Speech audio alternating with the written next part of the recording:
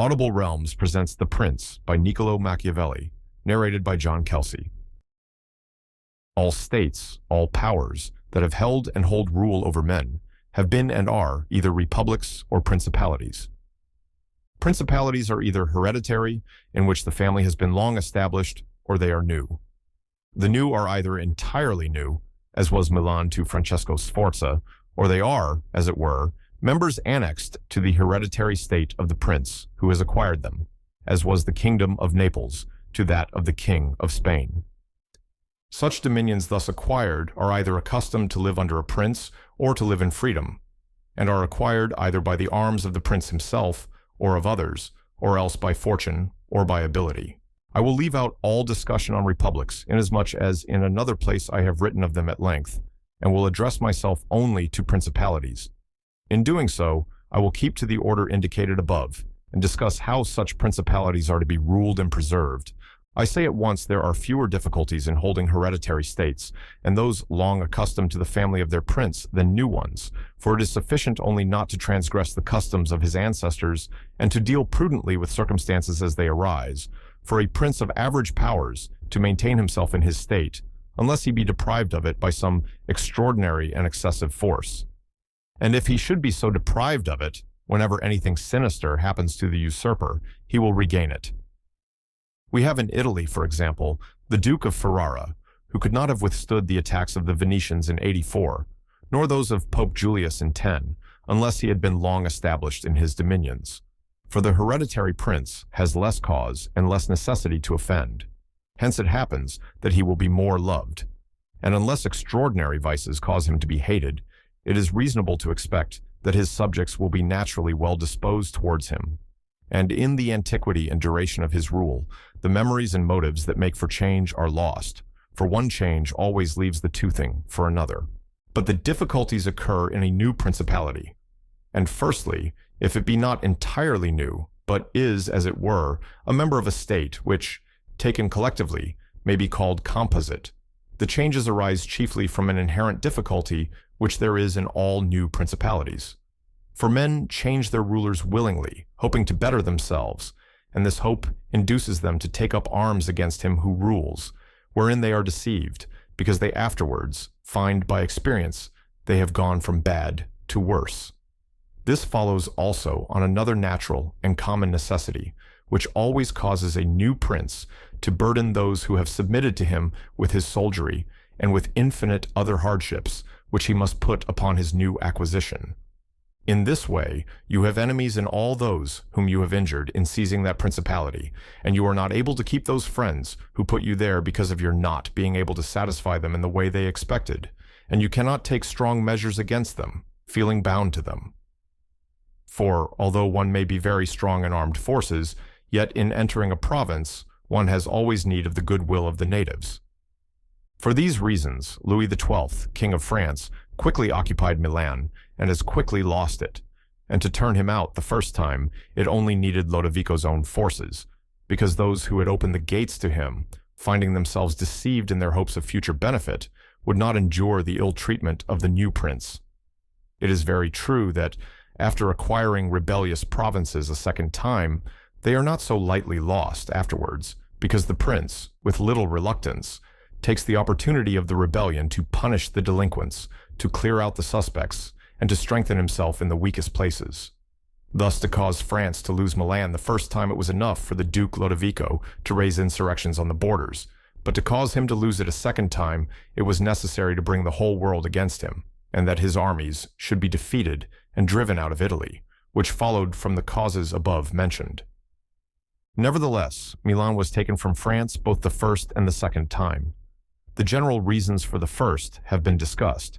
It remains to name those for the second, and to see what resources he had, and what anyone in his situation would have had for maintaining himself more securely in his acquisition than did the King of France. Now I say that those dominions which, when acquired, are added to an ancient state by him who acquires them, are either of the same country and language, or they are not. When they are, it is easier to hold them, especially when they have not been accustomed to self-government. And to hold them securely, it is enough to have destroyed the family of the prince who was ruling them, because the two peoples, preserving in other things the old conditions and not being unlike in customs, will live quietly together, as one has seen in Brittany, Burgundy, Gascony, and Normandy, which have been bound to France for so long a time. And, although there may be some difference in language, nevertheless the customs are alike, and the people will easily be able to get on amongst themselves. He who has annexed them, if he wishes to hold them, has only to bear in mind two considerations. The one, that the family of their former lord is extinguished, the other, that neither their laws nor their taxes are altered, so that in a very short time they will become entirely one body with the old principality. But when states are acquired in a country differing in language, customs, or laws, there are difficulties, and good fortune and great energy are needed to hold them, and one of the greatest and most real helps would be that he who has acquired them should go and reside there. This would make his position more secure and durable, as it has made that of the Turk in Greece, who, notwithstanding all the other measures taken by him for holding that state, if he had not settled there, would not have been able to keep it. Because, if one is on the spot, disorders are seen as they spring up, and one can quickly remedy them. But if one is not at hand, they are heard of only when they are great, and then one can no longer remedy them. Besides this, the country is not pillaged by your officials. The subjects are satisfied by prompt recourse to the prince. Thus, wishing to be good, they have more cause to love him, and wishing to be otherwise, to fear him. He who would attack that state from the outside must have the utmost caution. As long as the prince resides there, it can only be wrested from him with the greatest difficulty. The other and better course is to send colonies to one or two places, which may be as keys to that state, for it is necessary either to do this or else to keep there a great number of cavalry and infantry. A prince does not spend much on colonies, for with little or no expense he can send them out and keep them there, and he offends a minority only of the citizens from whom he takes lands and houses to give them to the new inhabitants, and those whom he offends, remaining poor and scattered, are never able to injure him, whilst the rest, being uninjured, are easily kept quiet, and at the same time are anxious not to err for fear it should happen to them as it has to those who have been despoiled. In conclusion, I say that these colonies are not costly. They are more faithful. They injure less, and the injured, as has been said, being poor and scattered, cannot hurt. Upon this, one has to remark that men ought either to be well treated or crushed, because they can avenge themselves of lighter injuries. Of more serious ones, they cannot. Therefore, the injury that is to be done to a man ought to be of such a kind that one does not stand in fear of revenge. But in maintaining armed men there in place of colonies, one spends much more, having to consume on the garrison all the income from the state, so that the acquisition turns into a loss, and many more are exasperated because the whole state is injured. Through the shifting of the garrison up and down, all become acquainted with hardship, and all become hostile, and they are enemies who, whilst beaten on their own ground, are yet able to do hurt. For every reason, therefore, such guards are as useless as a colony is useful. Again, the prince who holds a country differing in the above respects ought to make himself the head and defender of his less powerful neighbors, and to weaken the more powerful amongst them, taking care that no foreigner as powerful as himself shall, by any accident, get a footing there. For it will always happen that such a one will be introduced by those who are discontented, either through excess of ambition or through fear, as one has seen already. The Romans were brought into Greece by the Aetolians, and in every other country where they obtained a footing, they were brought in by the inhabitants. And the usual course of affairs is that, as soon as a powerful foreigner enters a country, all the subject states are drawn to him, moved by the hatred which they feel against the ruling power, so that in respect to those subject states, he has not to take any trouble to gain them over to himself, for the whole of them quickly rally to the state which he has acquired there. He has only to take care that they do not get hold of too much power and too much authority, and then with his own forces, and with their goodwill, he can easily keep down the more powerful of them, so as to remain entirely master in the country. And he who does not properly manage this business will soon lose what he has acquired, and whilst he does hold it, he will have endless difficulties and troubles. The Romans, in the countries which they annexed, observed closely these measures. They sent colonies and maintained friendly relations with the minor powers without increasing their strength.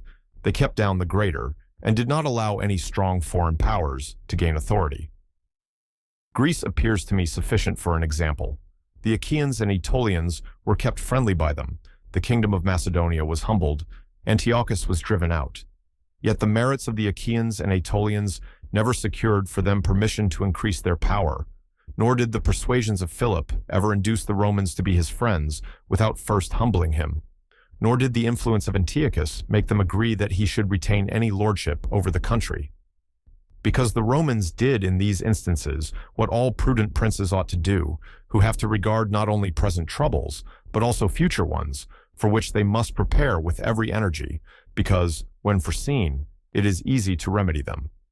But if you wait until they approach, the medicine is no longer in time because the malady has become incurable. For it happens in this, as the physicians say it happens in hectic fever, that in the beginning of the malady it is easy to cure, but difficult to detect.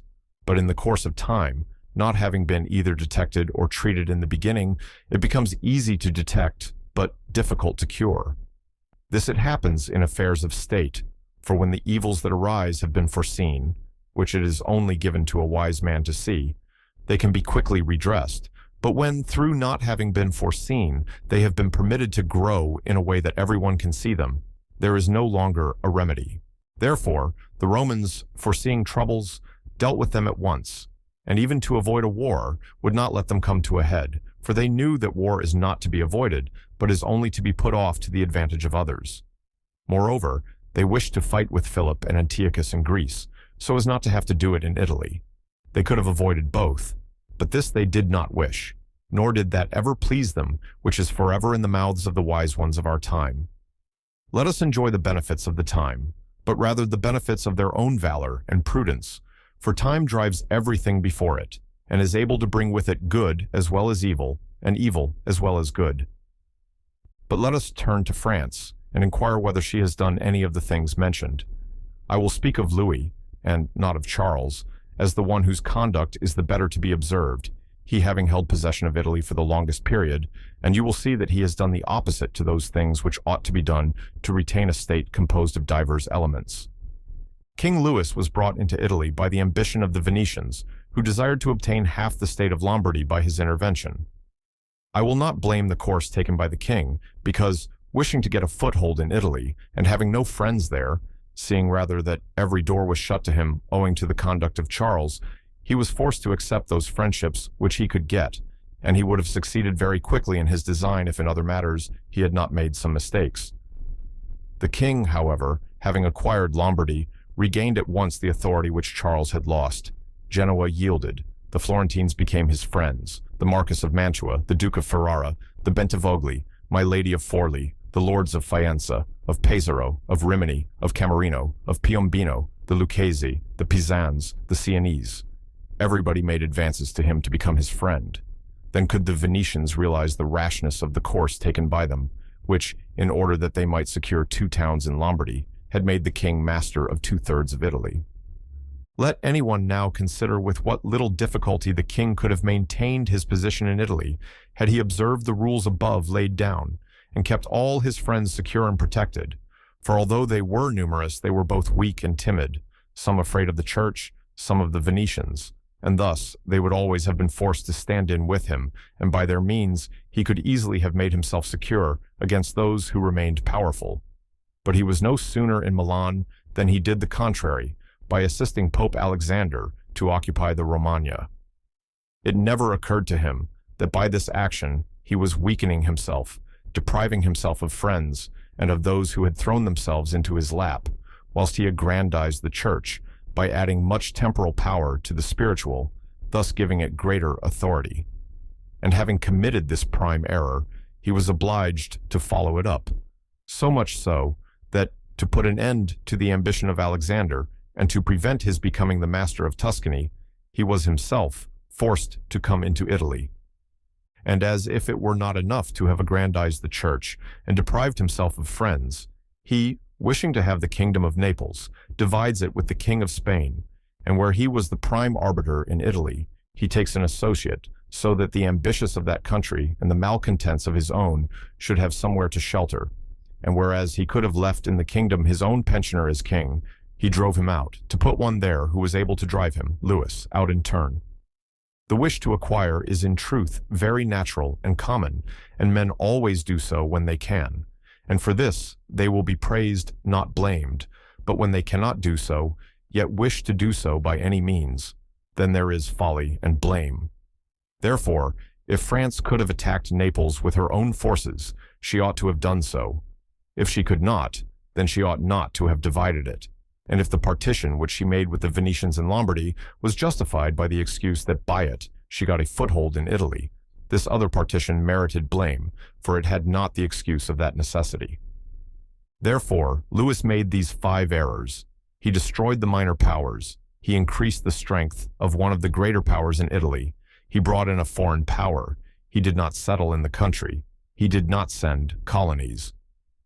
Which errors, had he lived, were not enough to injure him, had he not made a 6th by taking away their dominions from the Venetians.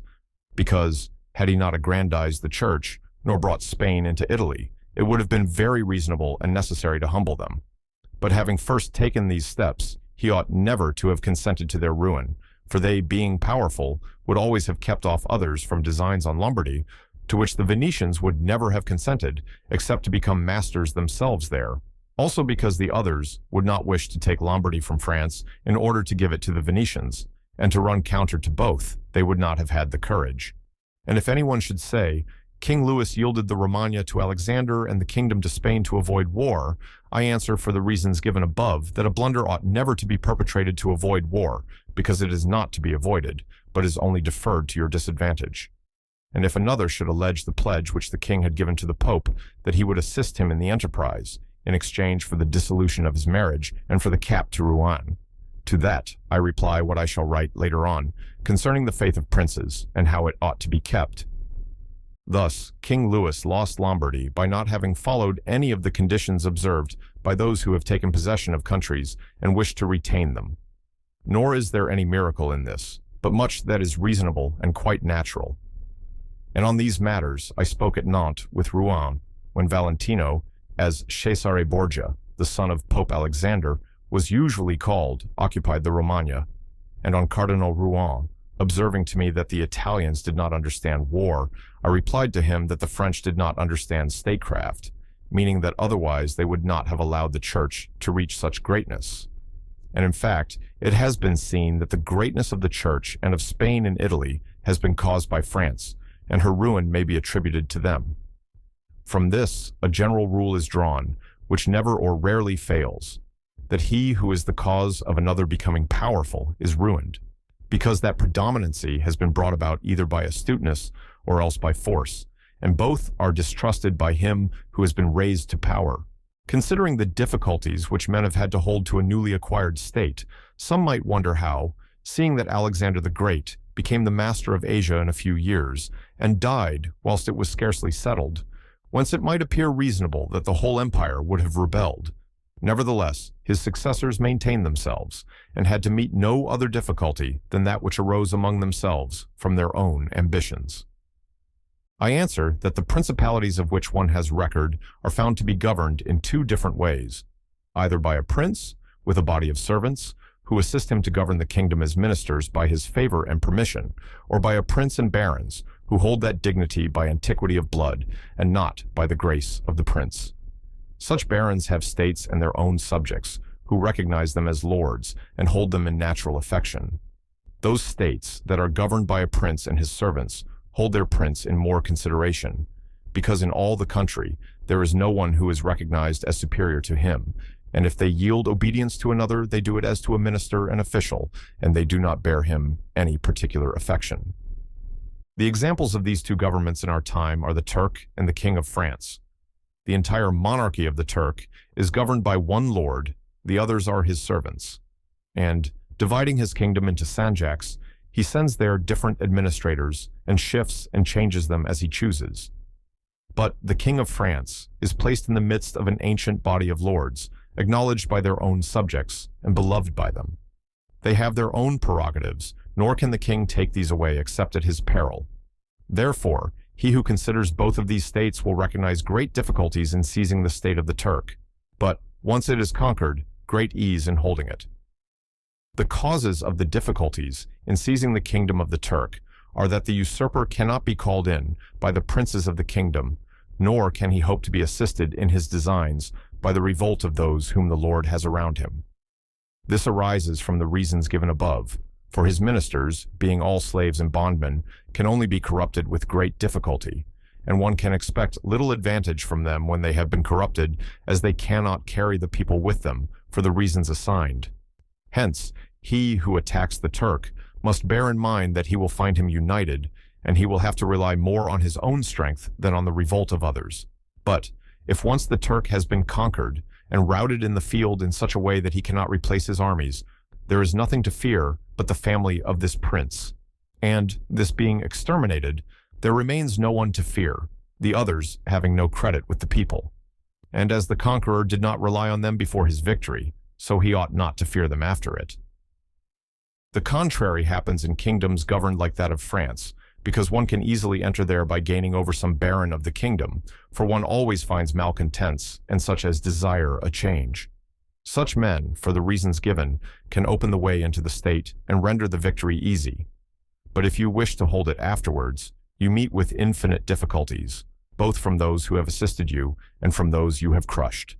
Nor is it enough for you to have exterminated the family of the prince, because the lords that remain make themselves the heads of fresh movements against you, and as you are unable either to satisfy or exterminate them, that state is lost whenever time brings the opportunity.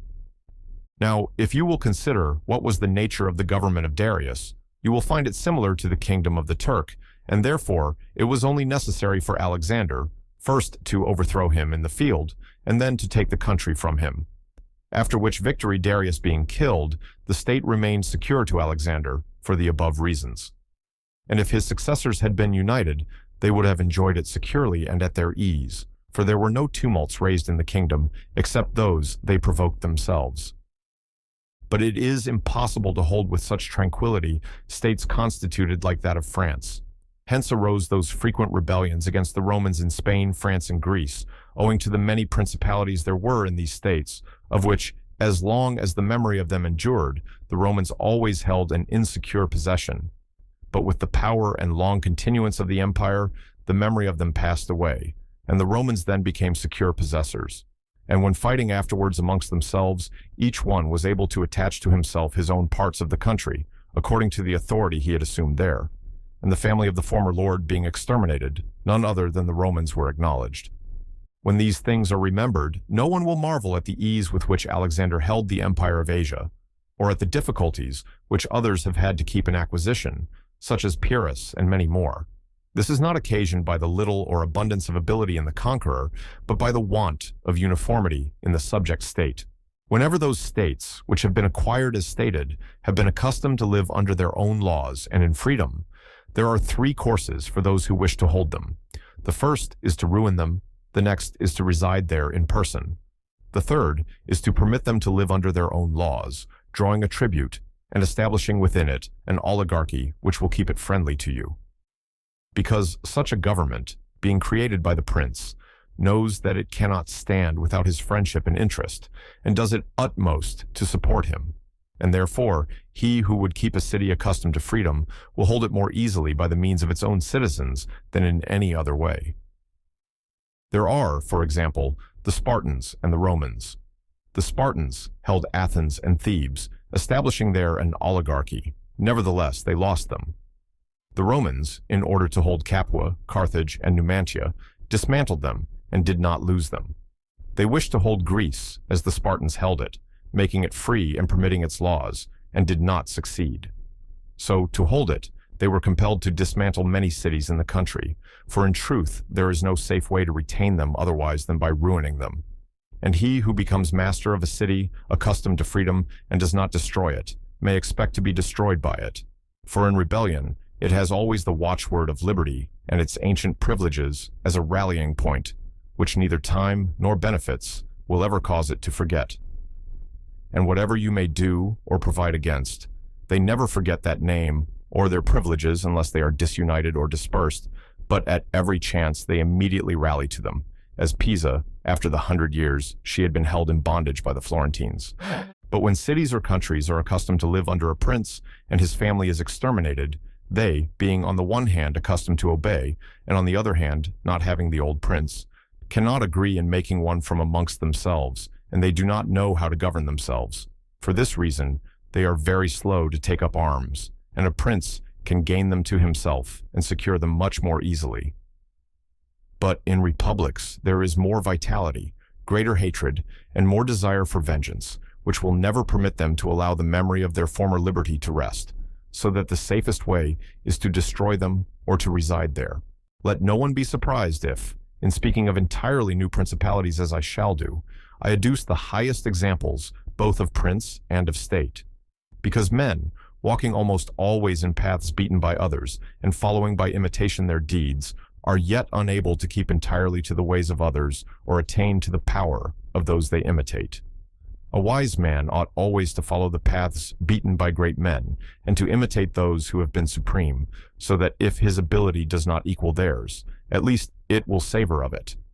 Let him act like the clever archers who, designing to hit the mark which yet appears too far distant, and knowing the limits to which the strength of their bow attains, take aim much higher than the mark, not to reach by their strength or arrow to so great a height, but to be able, with the aid of so high an aim, to hit the mark they wish to reach. I say, therefore, that in entirely new principalities, where there is a new prince, more or less difficulty is found in keeping them, accordingly as there is more or less ability in him who has acquired the state. Now, as the fact of becoming a prince from a private station presupposes either ability or fortune, it is clear that one or other of these things will mitigate, in some degree, many difficulties. Nevertheless, he who has relied least on fortune is established the strongest. Further, it facilitates matters when the prince, having no other state, is compelled to reside there in person.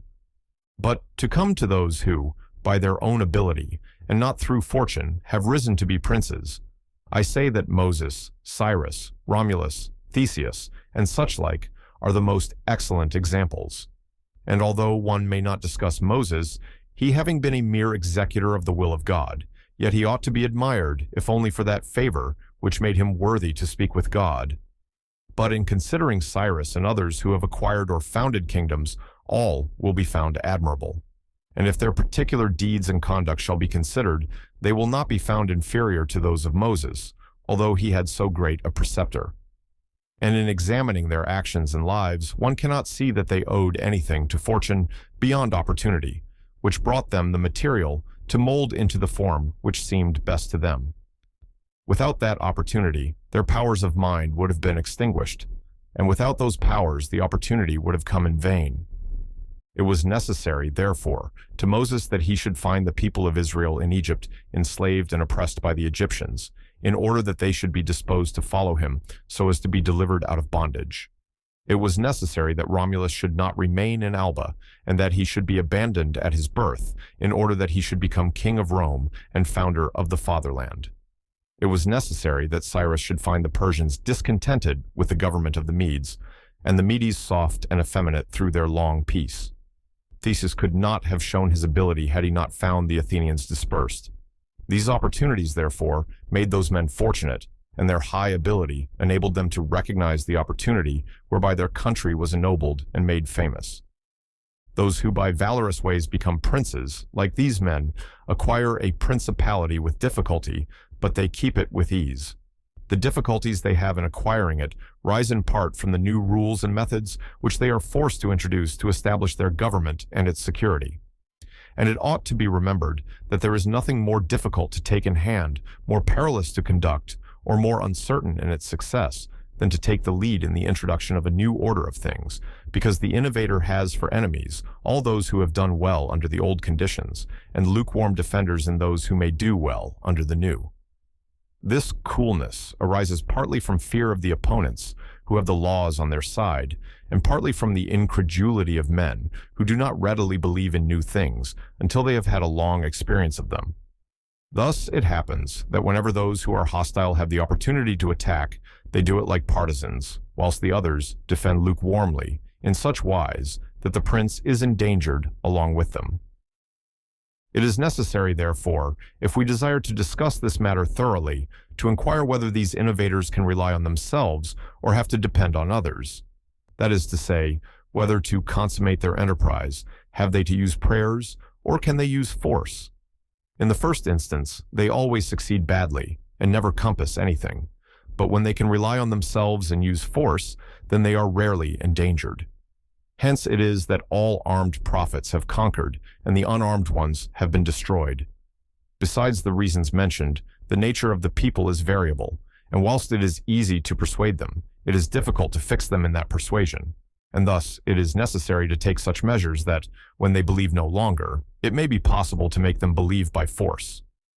If Moses, Cyrus, Theseus, and Romulus had been unarmed, they could not have enforced their constitutions for long, as happened in our time to Fra Girolamo Savonarola, who was ruined with his new order of things immediately. The multitude believed in him no longer, and he had no means of keeping steadfast those who believed or of making the unbelievers to believe. Therefore, such as these have great difficulties in consummating their enterprise, for all their dangers are in the ascent. Yet, with ability, they will overcome them. But when these are overcome, and those who envied them their success are exterminated, they will begin to be respected, and they will continue afterwards powerful, secure, honored, and happy. To these great examples, I wish to add a lesser one. Still, it bears some resemblance to them, and I wish it to suffice me for all of a like kind. It is Hero the Syracusan. This man rose from a private station to be Prince of Syracuse, nor did he either owe anything to fortune but opportunity. For the Syracusans, being oppressed, chose him for their captain. Afterwards he was rewarded by being made their prince. He was of so great ability, even as a private citizen, that one who writes of him says he wanted nothing but a kingdom to be a king. This man abolished the old soldiery, organized the new, gave up old alliances, made new ones. And as he had his own soldiers and allies, on such foundations he was able to build any edifice. Thus, whilst he had endured much trouble in acquiring, he had but little in keeping. Those who solely by good fortune become princes from being private citizens have little trouble in rising, but much in keeping atop. They have not any difficulties on the way up because they fly, but they have many when they reach the summit. Such are those to whom some state is given either for money or by the favor of him who bestows it, as happened to many in Greece, in the cities of Ionia and of the Hellespont, where princes were made by Darius, in order that they might hold the cities both for his security and his glory, as also were those emperors who, by the corruption of the soldiers, from being citizens came to empire. Such stand simply elevated upon the goodwill and the fortune of him who has elevated them, two most inconstant and unstable things.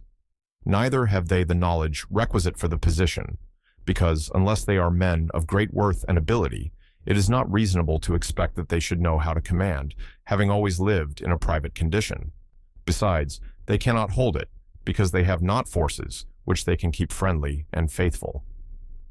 States that rise unexpectedly, then, like all other things in nature which are born and grow rapidly, cannot leave their foundations and correspondencies fixed in such a way that the first storm will not overthrow them.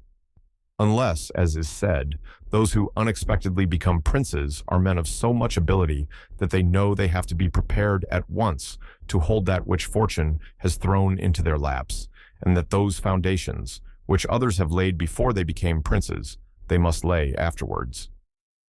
Concerning these two methods of rising to be a prince by ability or fortune, I wish to adduce two examples within our own recollection, and these are Francesco Sforza and Cesare Borgia. Francesco, by proper means and with great ability, from being a private person, rose to be Duke of Milan, and that which he had acquired with 1,000 anxieties, he kept with little trouble. On the other hand, Cesare Borgia, called by the people Duke Valentino, acquired his state during the ascendancy of his father, and on its decline he lost it, notwithstanding that he had taken every measure and done all that ought to be done by a wise and able man to fix firmly his roots in the states which the arms and fortunes of others had bestowed on him. Because, as is stated above, he who has not first laid his foundations may be able with great ability to lay them afterwards, but they will be laid with trouble to the architect and danger to the building. If, therefore, all the steps taken by the Duke be considered, it will be seen that he laid solid foundations for his future power, and I do not consider it superfluous to discuss them, because I do not know what better precepts to give a new prince than the example of his actions. And if his dispositions were of no avail, that was not his fault, but the extraordinary and extreme malignity of fortune. Alexander VI, in wishing to aggrandize the Duke, his son, had many immediate and prospective difficulties. Firstly, he did not see his way to make him master of any state that was not a state of the Church, and if he was willing to rob the Church, he knew that the Duke of Milan and the Venetians would not consent, because Faenza and Rimini were already under the protection of the Venetians. Besides this, he saw the arms of Italy, especially those by which he might have been assisted, in hands that would fear the aggrandizement of the Pope, namely the Orsini and the Colonnesi, and their following. It behoved him, therefore, to upset this state of affairs and embroil the powers so as to make himself securely master of part of their states. This was easy for him to do, because he found the Venetians, moved by other reasons, inclined to bring back the French into Italy. He would not only not oppose this, but he would render it more easy by dissolving the former marriage of King Louis. Therefore, the king came into Italy with the assistance of the Venetians and the consent of Alexander. He was no sooner in Milan than the Pope had soldiers from him for the attempt on the Romagna, which yielded to him on the reputation of the king. The Duke, therefore, having acquired the Romagna and beaten the Colonnesi, while wishing to hold that and to advance further, was hindered by two things. The one, his forces did not appear loyal to him. The other, the goodwill of France. That is to say, he feared that the forces of the Orsini, which he was using, would not stand to him, that not only might they hinder him from winning more, but might themselves seize what he had won, and that the king might also do the same. Of the Orsini, he had a warning when, after taking Faenza and attacking Bologna, he saw them go very unwillingly to that attack. And as to the king, he learned his mind when he himself, after taking the Duchy of Urbino, attacked Tuscany, and the king made him desist from that undertaking. Hence, the Duke decided to depend no more upon the arms and the luck of others. For the first thing, he weakened the Orsini and Colonnesi parties in Rome by gaining to himself all their adherents who were gentlemen, making them his gentlemen, giving them good pay, and, according to their rank, honoring them with office and command in such a way that in a few months all attachment to the factions was destroyed and turned entirely to the Duke. After this, he awaited an opportunity to crush the Orsini, having scattered the adherents of the Colonna house. This came to him soon, and he used it well, for the Orsini, perceiving at length that the aggrandizement of the Duke and the Church was ruin to them, called a meeting of the Magione in Perugia. From this sprung the rebellion at Urbino and the tumults in the Romagna, with endless dangers to the Duke, all of which he overcame with the help of the French. Having restored his authority, not to leave it at risk, by trusting either to the French or other outside forces, he had recourse to his wiles, and he knew so well how to conceal his mind that by the mediation of Signor Pagolo, whom the Duke did not fail to secure with all kinds of attention, giving him money, apparel, and horses, the Orsini were reconciled, so that their simplicity brought them into his power at Sinigalia. Having exterminated the leaders and turned their partisans into his friends, the Duke laid sufficiently good foundations to his power, having all the Romagna and the Duchy of Urbino, and the people now beginning to appreciate their prosperity, he gained them all over to himself. And as this point is worthy of notice and to be imitated by others, I am not willing to leave it out.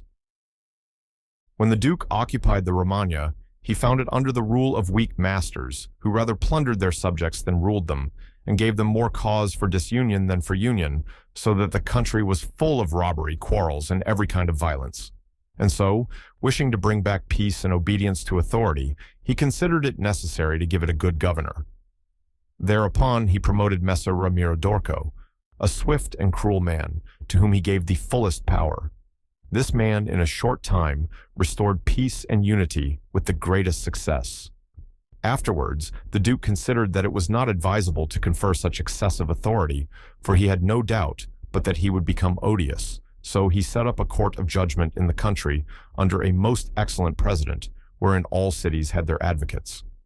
and because he knew that the past severity had caused some hatred against himself, so, to clear himself in the minds of the people and gain them entirely to himself, he desired to show that, if any cruelty had been practiced, it had not originated with him, but in the natural sternness of the minister. Under this pretense, he took Ramiro, and one morning caused him to be executed, and left on the piazza at Cesena, with the block and a bloody knife at his side. The barbarity of this spectacle caused the people to be at once satisfied and dismayed. But let us return whence we started. I say that the Duke, finding himself now sufficiently powerful and partly secured from immediate dangers by having armed himself in his own way, and having in a great measure crushed those forces in his vicinity that could injure him if he wished to proceed with his conquest, had next to consider France, for he knew that the king, who too late was aware of his mistake, would not support him. And from this time he began to seek new alliances, and to temporize with France in the expedition which she was making towards the kingdom of Naples against the Spaniards who were besieging Gaeta. It was his intention to secure himself against them, and this he would have quickly accomplished had Alexander lived. Such was his line of action as to present affairs. But as to the future, he had to fear, in the first place, that a new successor to the church might not be friendly to him, and might seek to take from him that which Alexander had given him, so he decided to act in 4 ways. Firstly, by exterminating the families of those lords whom he had despoiled, so as to take away that pretext from the Pope. Secondly, by winning to himself all the gentlemen of Rome, so as to be able to curb the Pope with their aid, as has been observed. Thirdly, by converting the college more to himself. Fourthly, by acquiring so much power before the Pope should die that he could by his own measures resist the first shock. Of these 4 things, at the death of Alexander, he had accomplished 3, for he had killed as many of the dispossessed lords as he could lay hands on, and few had escaped. He had won over the Roman gentlemen, and he had the most numerous party in the college. And as to any fresh acquisition, he intended to become master of Tuscany, for he already possessed Perugia and Piombino, and Pisa was under his protection. And as he had no longer to study France, for the French were already driven out of the kingdom of Naples by the Spaniards, and in this way both were compelled to buy his goodwill, he pounced down upon Pisa. After this, Lucca and Siena yielded at once, partly through hatred and partly through fear of the Florentines. And the Florentines would have had no remedy had he continued to prosper, as he was prospering the year that Alexander died, for he had acquired so much power and reputation that he would have stood by himself, and no longer have depended on the luck and the forces of others, but solely on his own power and ability. But Alexander died 5 years after he had first drawn the sword. He left the Duke with the state of Romagna alone consolidated, with the rest in the air, between 2 most powerful hostile armies, and sick unto death. Yet there were in the Duke such boldness and ability, and he knew so well how men are to be won or lost, and so firm were the foundations which in so short a time he had laid, that if he had not had those armies on his back, or if he had been in good health, he would have overcome all difficulties. And it is seen that his foundations were good, for the Romagna awaited him for more than a month. In Rome, although but half alive, he remained secure, and whilst the Baglioni, the Vitelli, and the Orsini might come to Rome, they could not effect anything against him. If he could not have made Pope him whom he wished, at least the one whom he did not wish would not have been elected. But if he had been in sound health at the death of Alexander, everything would have been different to him. On the day that Julius II was elected, he told me that he had thought of everything that might occur at the death of his father, and had provided a remedy for all, except that he had never anticipated that, when the death did happen, he himself would be on the point to die. When all the actions of the Duke are recalled, I do not know how to blame him, but rather it appears to be, as I have said, that I ought to offer him for imitation to all those who, by the fortune or the arms of others, are raised to government. Because he, having a lofty spirit and far-reaching aims, could not have regulated his conduct otherwise, and only the shortness of the life of Alexander and his own sickness frustrated his designs. Therefore, he who considers it necessary to secure himself in his new principality, to win friends, to overcome either by force or fraud, to make himself beloved and feared by the people, to be followed and revered by the soldiers, to exterminate those who have power or reason to hurt him, to change the old order of things for new, to be severe and gracious, magnanimous and liberal, to destroy a disloyal soldiery and to create new, to maintain friendship with kings and princes in such a way that they must help him with zeal and offend with caution, cannot find a more lively example than the actions of this man. Only can he be blamed for the election of Julius II, in whom he made a bad choice, because, as is said, not being able to elect a pope to his own mind, he could have hindered any other from being elected pope, and he ought never to have consented to the election of any cardinal whom he had injured or who had cause to fear him if they became pontiffs. For men injure either from fear or hatred. Those whom he had injured, amongst others, were San Pietro ad Vincula, Colonna, San Giorgio, and Ascanio. The rest, in becoming pope, had to fear him, Rouen and the Spaniards excepted. The latter from their relationship and obligations, the former from his influence, the Kingdom of France having relations with him. Therefore, above everything, the Duke ought to have created a Spaniard pope, and failing him, he ought to have consented to Rouen and not San Pietro ad Vincula. He who believes that new benefits will cause great personages to forget old injuries is deceived. Therefore, the Duke erred in his choice, and it was the cause of his ultimate ruin.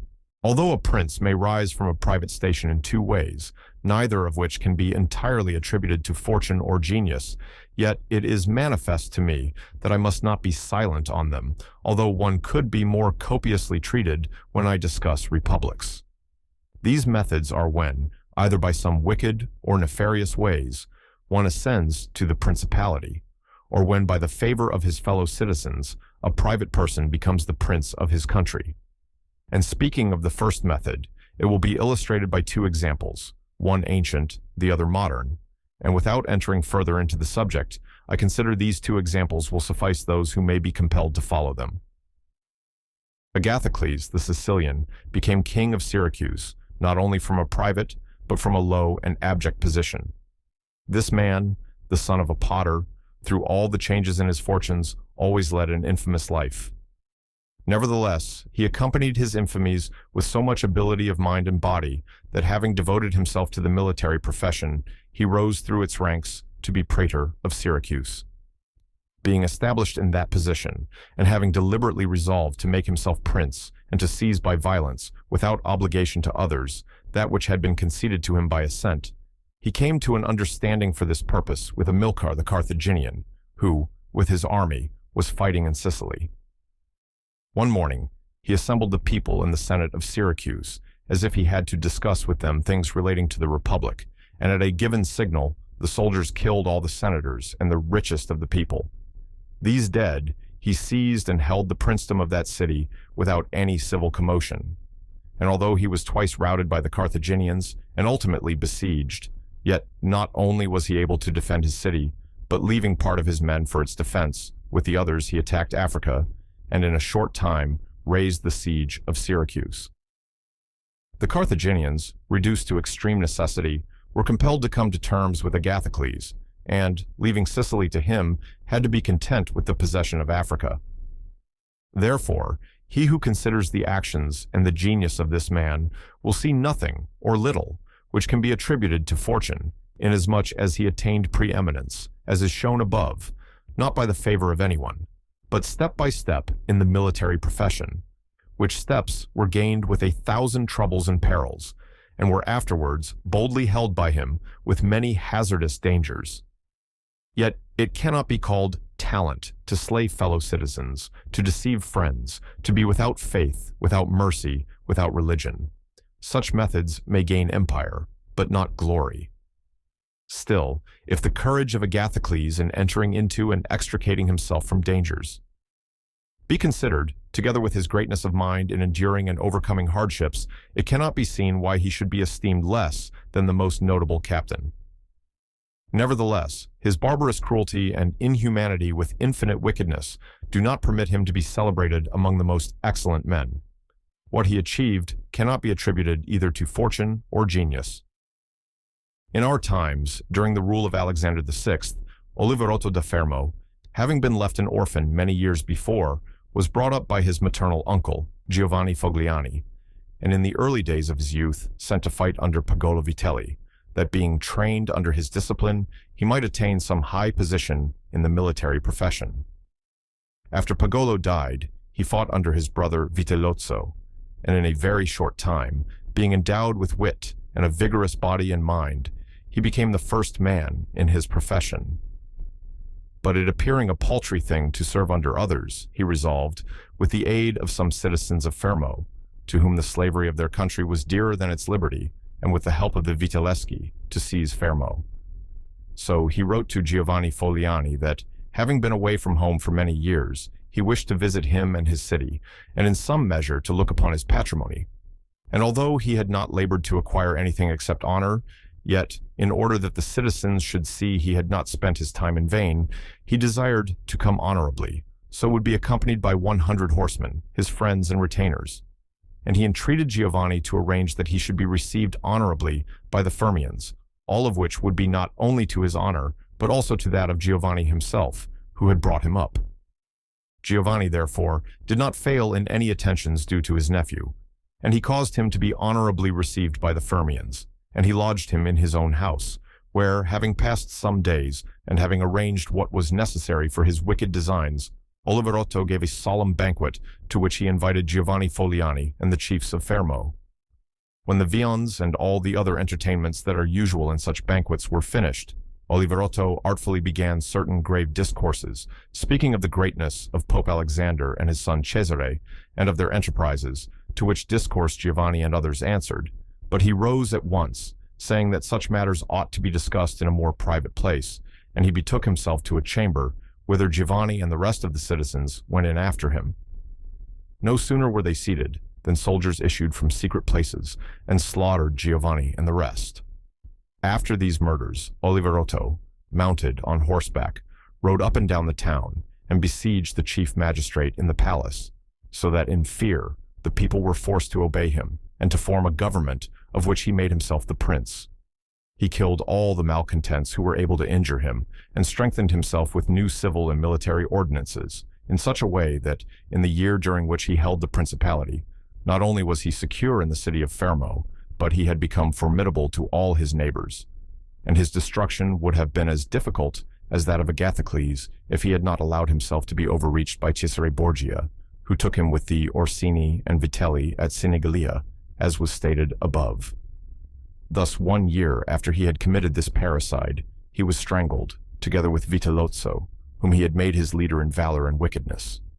Some may wonder how it can happen that Agathocles and his like, after infinite treacheries and cruelties, should live for long secure in his country and defend himself from external enemies and never be conspired against by his own citizens, seeing that many others, by means of cruelty, have never been able even in peaceful times to hold the state, still less in the doubtful times of war. I believe that this follows from severities being badly or properly used. Those may be called properly used, if of evil it is possible to speak well, that are applied at one blow and are necessary to one's security, and that are not persisted in afterwards unless they can be turned to the advantage of the subjects. The badly employed are those which, notwithstanding they may be few in the commencement, multiply with time rather than decrease. Those who practice the first system are able, by aid of God or man, to mitigate in some degree their rule, as Agathocles did. It is impossible for those who follow the other to maintain themselves. Hence it is to be remarked that, in seizing a state, the usurper ought to examine closely into all those injuries which it is necessary for him to inflict, and to do them all at one stroke, so as not to have to repeat them daily. And thus, by not unsettling men, he will be able to reassure them, and win them to himself by benefits. He who does otherwise, either from timidity or evil advice, is always compelled to keep the knife in his hand. Neither can he rely on his subjects, nor can they attach themselves to him, owing to their continued and repeated wrongs. For injuries ought to be done all at one time, so that, being tasted less, they offend less. Benefits ought to be given little by little, so that the flavor of them may last longer. And above all things, a prince ought to live amongst his people in such a way that no unexpected circumstances, whether of good or evil, shall make him change. Because if the necessity for this comes in troubled times, you are too late for harsh measures, and mild ones will not help you, for they will be considered as forced from you, and no one will be under any obligation to you for them. But coming to the other point, where a leading citizen becomes the prince of his country, not by wickedness or any intolerable violence, but by the favor of his fellow citizens, this may be called a civil principality. Nor is genius or fortune altogether necessary to attain to it, but rather a happy shrewdness. I say, then, that such a principality is obtained either by the favor of the people or by the favor of the nobles. Because in all cities, these two distinct parties are found, and from this it arises that the people do not wish to be ruled nor oppressed by the nobles, and the nobles wish to rule and oppress the people. And from these two opposite desires, there arises in cities one of three results, either a principality, self-government, or anarchy. A principality is created either by the people or by the nobles, accordingly as one or other of them has the opportunity. For the nobles, seeing they cannot withstand the people, begin to cry up the reputation of one of themselves, and they make him a prince, so that under his shadow they can give vent to their ambitions. The people, finding they cannot resist the nobles, also cry up the reputation of one of themselves, and make him a prince, so as to be defended by his authority. He who obtains sovereignty by the assistance of the nobles maintains himself with more difficulty than he who comes to it by the aid of the people, because the former finds himself with many around him who consider themselves his equals, and because of this he can neither rule nor manage them to his liking. But he who reaches sovereignty by popular favor finds himself alone, and has none around him, or few who are not prepared to obey him. Besides this, one cannot by fair dealing and without injury to others satisfy the nobles. But you can satisfy the people, for their object is more righteous than that of the nobles, the latter wishing to oppress, while the former only desire not to be oppressed. It is to be added also that a prince can never secure himself against a hostile people, because of there being too many, whilst from the nobles he can secure himself, as they are few in number. The worst that a prince may expect from a hostile people is to be abandoned by them. But from hostile nobles he has not only to fear abandonment, but also that they will rise against him. For they, being in these affairs more far-seeing and astute, always come forward in time to save themselves and to obtain favors from him whom they expect to prevail. Further, the prince is compelled to live always with the same people, but he can do well without the same nobles, being able to make and unmake them daily, and to give or take away authority when it pleases him. Therefore, to make this point clearer, I say that the nobles ought to be looked at mainly in two ways. That is to say, they either shape their course in such a way as binds them entirely to your fortune, or they do not. Those who so bind themselves and are not rapacious ought to be honored and loved.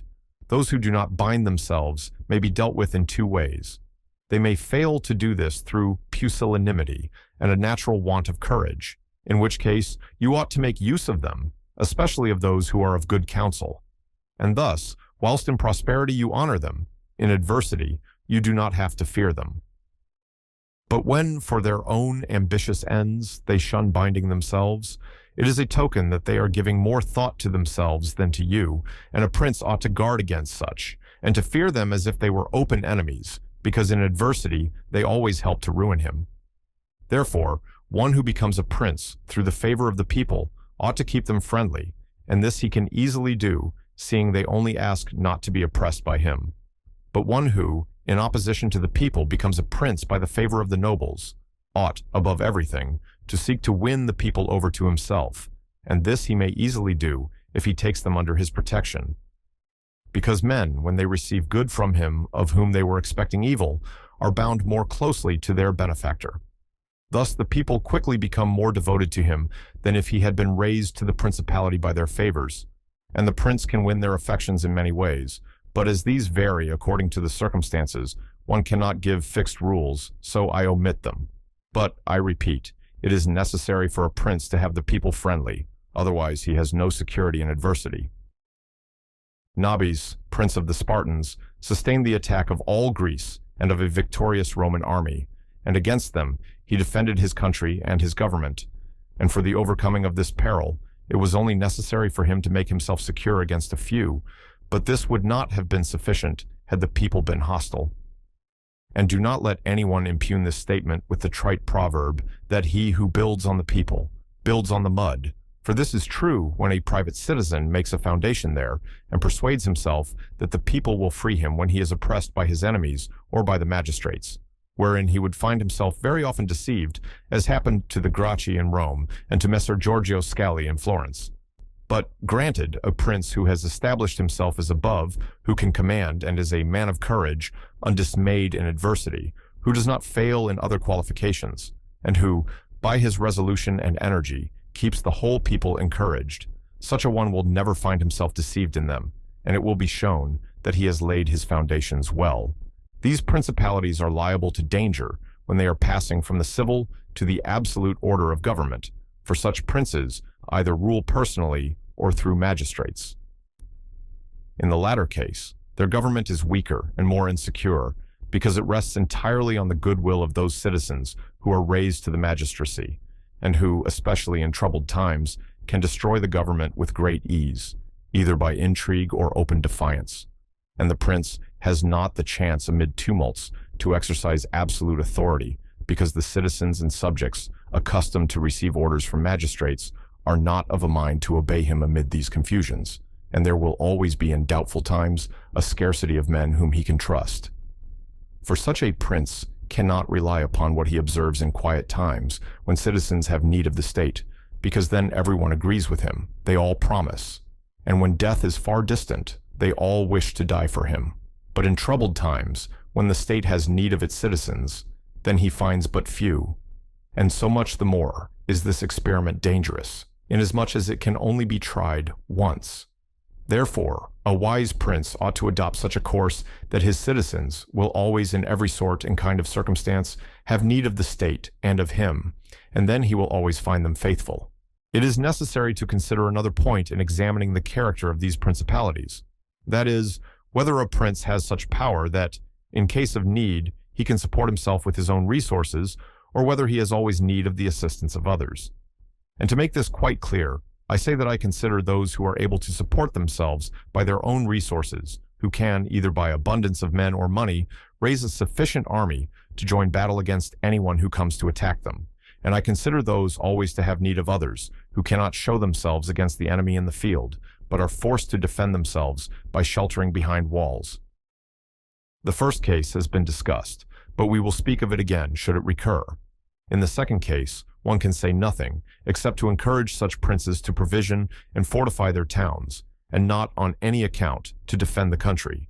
And whoever shall fortify his town well, and shall have managed the other concerns of his subjects in the way stated above, and to be often repeated, will never be attacked without great caution.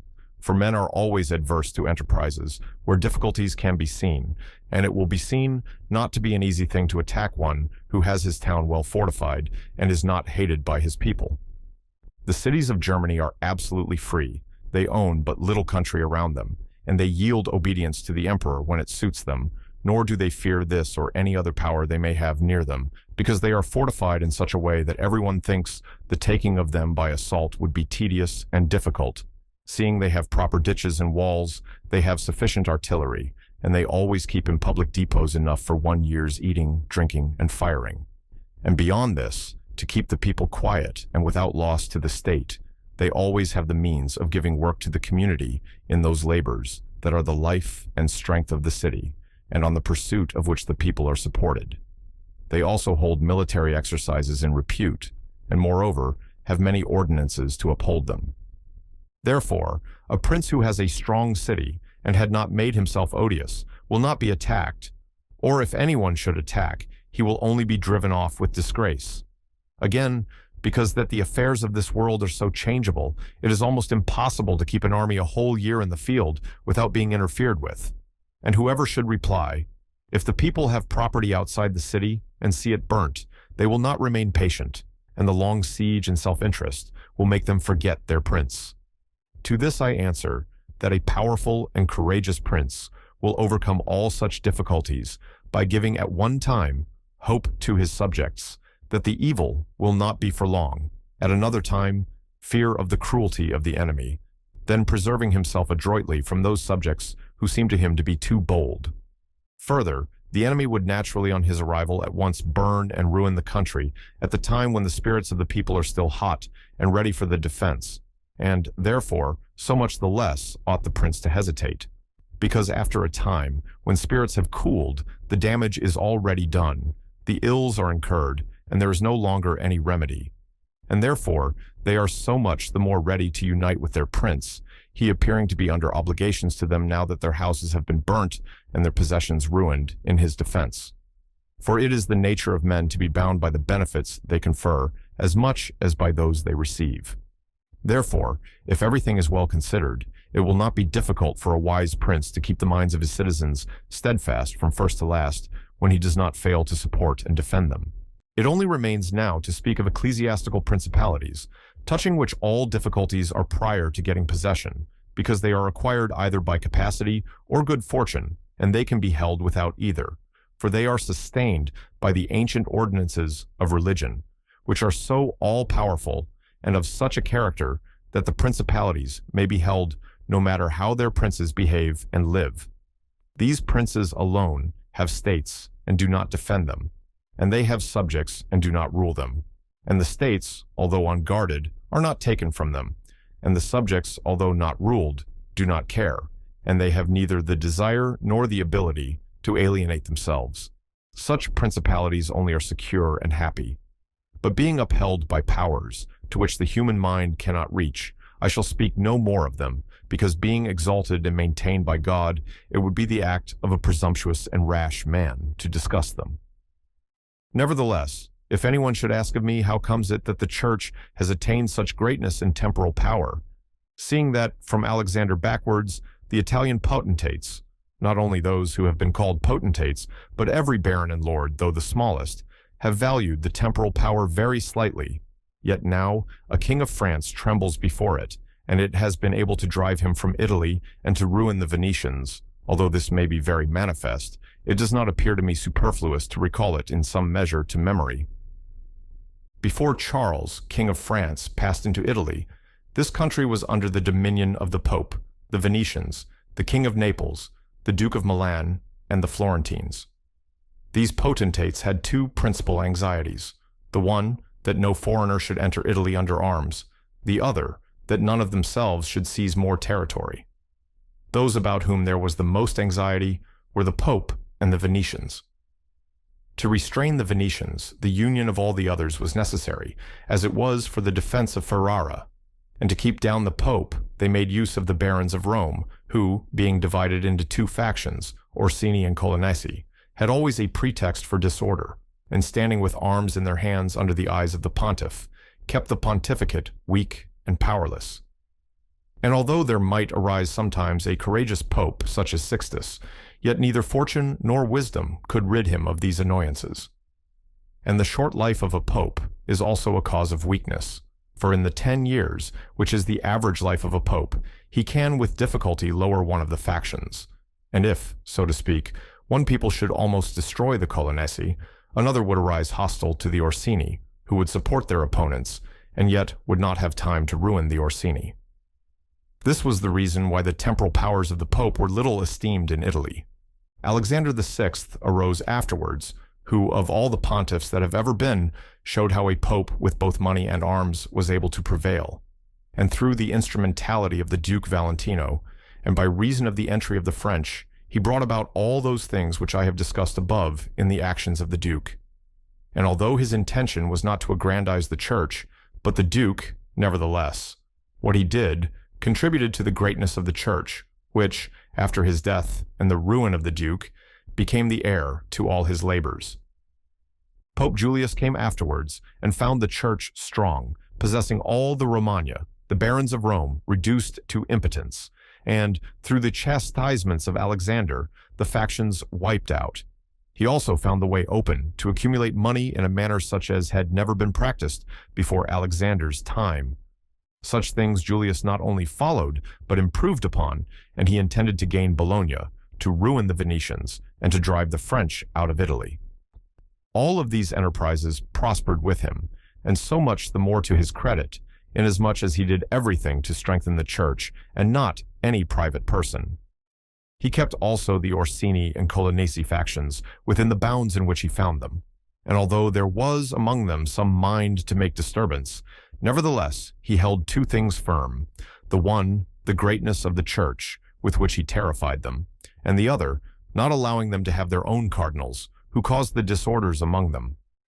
For whenever these factions have their cardinals, they do not remain quiet for long, because cardinals foster the factions in Rome and out of it, and the barons are compelled to support them, and thus from the ambitions of prelates arise disorders and tumults among the barons.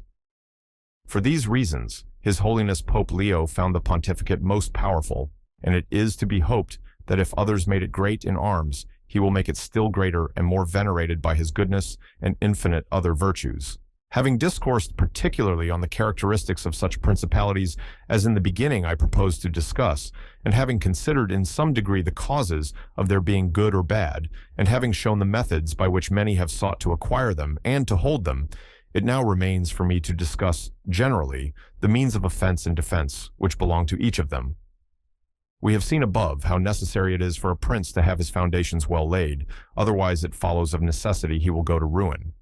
The chief foundations of all states, new as well as old or composite, are good laws and good arms. And as there cannot be good laws where the state is not well armed, it follows that where they are well armed, they have good laws. I shall leave the laws out of the discussion, and shall speak of the arms. I say, therefore, that the arms with which a prince defends his state are either his own, or they are mercenaries, auxiliaries, or mixed. Mercenaries and auxiliaries are useless and dangerous, and if one holds his state based on these arms, he will stand neither firm nor safe, for they are disunited, ambitious, and without discipline, unfaithful, valiant before friends, cowardly before enemies. They have neither the fear of God nor fidelity to men, and destruction is deferred only so long as the attack is, for in peace one is robbed by them, and in war by the enemy. The fact is, they have no other attraction or reason for keeping the field than a trifle of stipend, which is not sufficient to make them willing to die for you.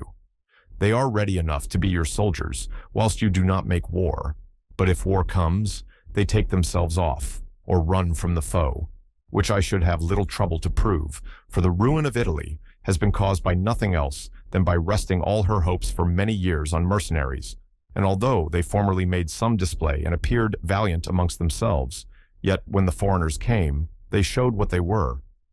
Thus it was that Charles, King of France, was allowed to seize Italy with chalk in hand, and he who told us that our sins were the cause of it told the truth. But they were not the sins he imagined, but those which I have related. And as they were the sins of princes, it is the princes who have also suffered the penalty. I wish to demonstrate further the infelicity of these arms. The mercenary captains are either capable men or they are not. If they are, you cannot trust them, because they always aspire to their own greatness, either by oppressing you, who are their master, or others contrary to your intentions. But if the captain is not skillful, you are ruined in the usual way. And if it be urged that whoever is armed will act in the same way, whether mercenary or not, I reply that when arms have to be resorted to, either by a prince or a republic, then the prince ought to go in person and perform the duty of a captain.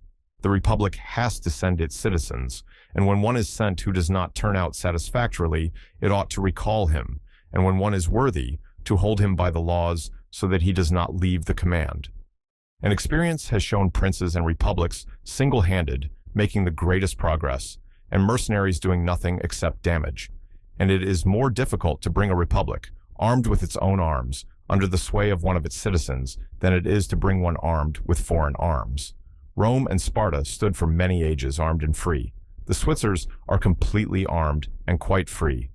Of ancient mercenaries, for example, there are the Carthaginians, who were oppressed by their mercenary soldiers after the first war with the Romans, although the Carthaginians had their own citizens for captains. After the death of Epaminondas, Philip of Macedon was made captain of their soldiers by the Thebans, and after victory, he took away their liberty. Duke Filippo being dead, the Milanese enlisted Francesco Sforza against the Venetians, and he, having overcome the enemy at Caravaggio, allied himself with them to crush the Milanese, his masters. His father, Sforza, having been engaged by Queen Johanna of Naples, left her unprotected, so that she was forced to throw herself into the arms of the King of Aragon in order to save her kingdom.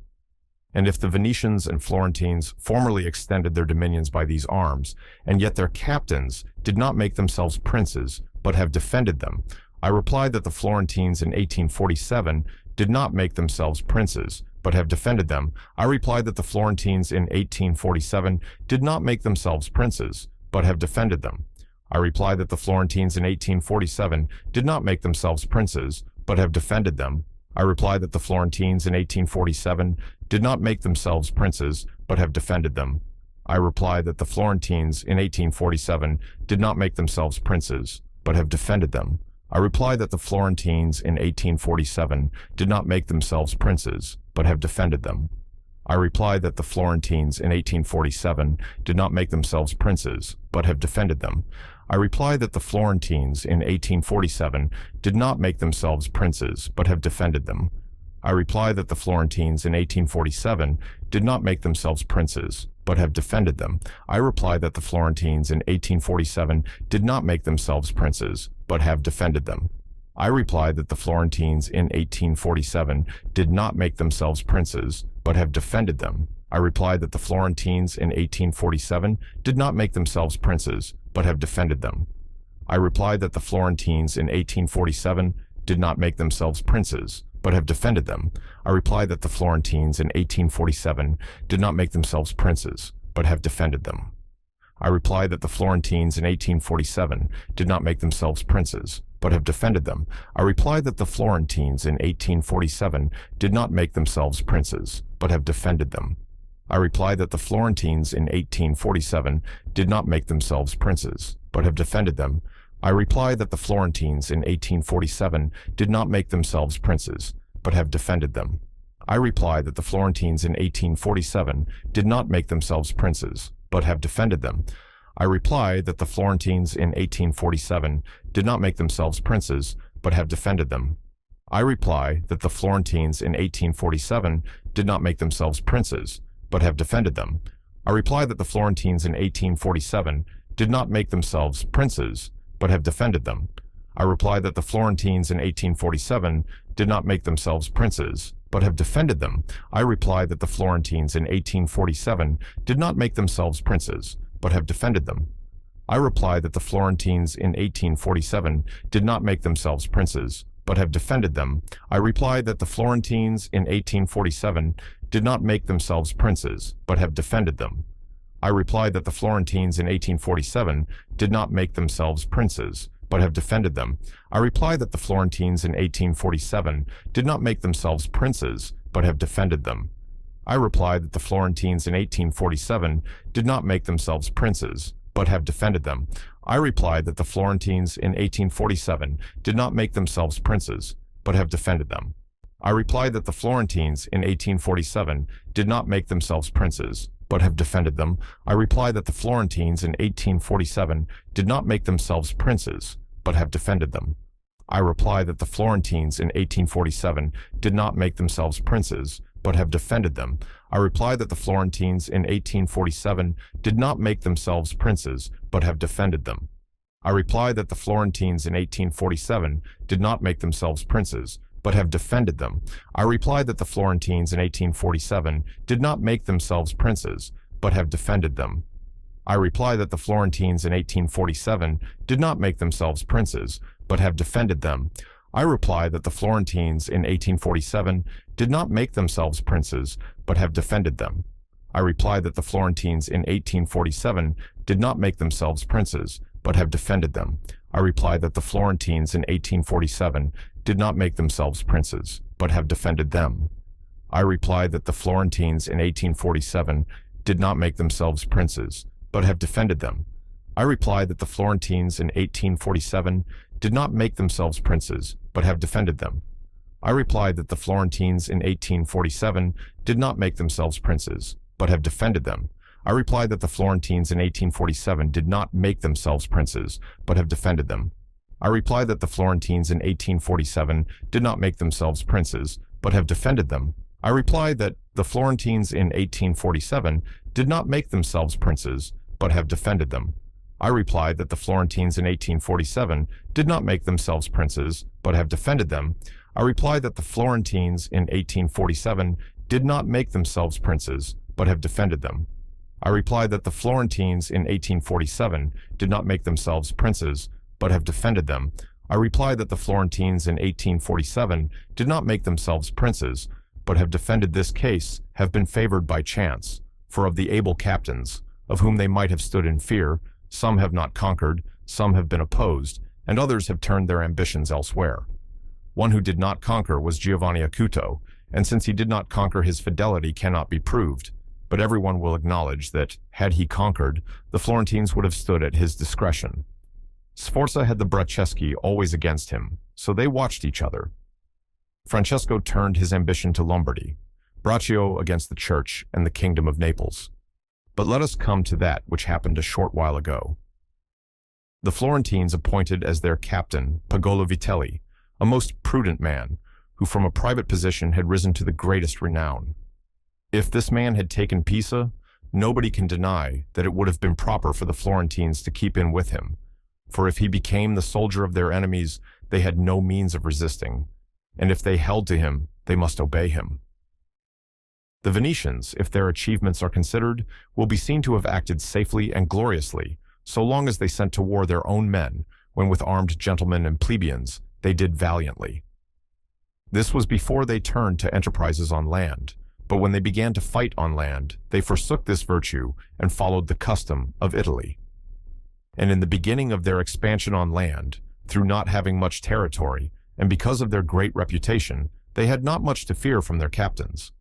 But when they expanded, as under Carmignuola, they had a taste of this mistake, for having found him a most valiant man, they beat the Duke of Milan under his leadership. And on the other hand, knowing how lukewarm he was in the war, they feared they would no longer conquer under him, and for this reason they were not willing, nor were they able to let him go. And so, not to lose again that which they had acquired, they were compelled, in order to secure themselves, to murder him. They had afterwards for their captains Bartolomeo da Bergamo, Roberto da San Severino, the Count of Pitigliano, and the like, under whom they had to dread loss and not gain, as happened afterwards at Vaila, where in one battle they lost that which in 800 years they had acquired with so much trouble. Because from such arms, conquests come but slowly, long delayed and inconsiderable, but the losses sudden and portentous. And as, with these examples, I have reached Italy, which has been ruled for many years by mercenaries, I wish to discuss them more seriously, in order that, having seen their rise and progress, one may be better prepared to counteract them. You must understand that the empire has recently come to be repudiated in Italy, that the Pope has acquired more temporal power, and that Italy has been divided up into more states, for the reason that many of the great cities took up arms against their nobles, who, formerly favored by the emperor, were oppressing them, whilst the church was favoring them so as to gain authority and temporal power. In many others, their citizens became princes. From this it came to pass that Italy fell partly into the hands of the church and of republics, and, the church consisting of priests and the republic of citizens unaccustomed to arms, both commenced to enlist foreigners. The first who gave renown to this soldiery was Alberigo da Conio, the Romagnan. From the school of this man sprang, among others, Braccio and Sforza, who in their time were the arbiters of Italy. After these came all the other captains, who till now have directed the arms of Italy, and the end of all their valor has been that she has been overrun by Charles, robbed by Louis, ravaged by Ferdinand, and insulted by the Switzers. The principle that has guided them has been, first, to lower the credit of infantry so that they might increase their own. They did this because, subsisting on their pay and without territory, they were unable to support many soldiers, and a few infantry did not give them any authority. So they were led to employ cavalry, with a moderate force of which they were maintained and honored. And affairs were brought to such a pass that, in an army of 20,000 soldiers, there were not to be found 2,000-foot soldiers. They had, besides this, used every art to lessen fatigue and danger to themselves and their soldiers, not killing in the fray, but taking prisoners and liberating without ransom. They did not attack towns at night, nor did the garrisons of the towns attack encampments at night. They did not surround the camp, either with stockade or ditch, nor did they campaign in the winter. All these things were permitted by their military rules and devised by them to avoid, as I have said, both fatigue and dangers. Thus they have brought Italy to slavery and contempt. Auxiliaries, which are the other useless arm, are employed when a prince is called in with his forces to aid and defend, as was done by Pope Julius in the most recent times. For he, having, in the enterprise against Ferrara, had poor proof of his mercenaries, turned to auxiliaries, and stipulated with Ferdinand, King of Spain, for his assistance with men and arms. These arms may be useful and good in themselves, but for him who calls them in, they are always disadvantageous. For losing, one is undone, and winning, one is their captive. And although ancient histories may be full of examples, I do not wish to leave this recent one of Pope Julius II, the peril of which cannot fail to be perceived. For he, wishing to get Ferrara, threw himself entirely into the hands of the foreigner. But his good fortune brought about a third event, so that he did not reap the fruit of his rash choice, because, having his auxiliaries routed at Ravenna, and the Switzers having risen and driven out the conquerors, against all expectation, both his and others, it so came to pass that he did not become prisoner to his enemies, they having fled, nor to his auxiliaries, he having conquered by other arms than theirs. The Florentines, being entirely without arms, sent 10,000 Frenchmen to take Pisa, whereby they ran more danger than at any other time of their troubles. The Emperor of Constantinople, to oppose his neighbors, sent 10,000 Turks into Greece, who, on the war being finished, were not willing to quit. This was the beginning of the servitude of Greece to the infidels. Therefore, let him who has no desire to conquer make use of these arms, for they are much more hazardous than mercenaries, because with them the ruin is ready-made. They are all united, all yield obedience to others. But with mercenaries, when they have conquered, more time and better opportunities are needed to injure you. They are not all of one community. They are found and paid by you, and a third party, which you have made their head, is not able all at once to assume enough authority to injure you. In conclusion, in mercenaries, dastardy is most dangerous. In auxiliaries, valor. The wise prince, therefore, has always avoided these arms and turned to his own, and has been willing rather to lose with them than to conquer with the others, not deeming that a real victory which is gained with the arms of others. I shall never hesitate to cite Cesare Borgia and his actions. This duke entered the Romagna with auxiliaries, taking there only French soldiers, and with them he captured Imola and Forli. But afterwards, such forces not appearing to him reliable, he turned to mercenaries, discerning less danger in them, and enlisted the Orsini and Vitelli, whom presently, on handling and finding them doubtful, unfaithful, and dangerous, he destroyed and turned to his own men. And the difference between one and the other of these forces can easily be seen when one considers the difference there was in the reputation of the Duke, when he had the French, when he had the Orsini and Vitelli, and when he relied on his own soldiers, on whose fidelity he could always count, and found it ever increasing. He was never esteemed more highly than when everyone saw that he was complete master of his own forces. I was not intending to go beyond Italian and recent examples, but I am unwilling to leave out Hero, the Syracusan, he being one of those I have named above. This man, as I have said, made head of the army by the Syracusans, soon found out that a mercenary soldiery, constituted like our Italian condottieri, was of no use, and it appearing to him that he could neither keep them nor let them go, he had them all cut to pieces, and afterwards made war with his own forces, and not with aliens. I wish also to recall to memory an instance from the Old Testament applicable to this subject. David offered himself to Saul to fight with Goliath, the Philistine champion, and, to give him courage, Saul armed him with his own weapons, which David rejected as soon as he had them on his back, saying he could make no use of them, and that he wished to meet the enemy with his sling and his knife.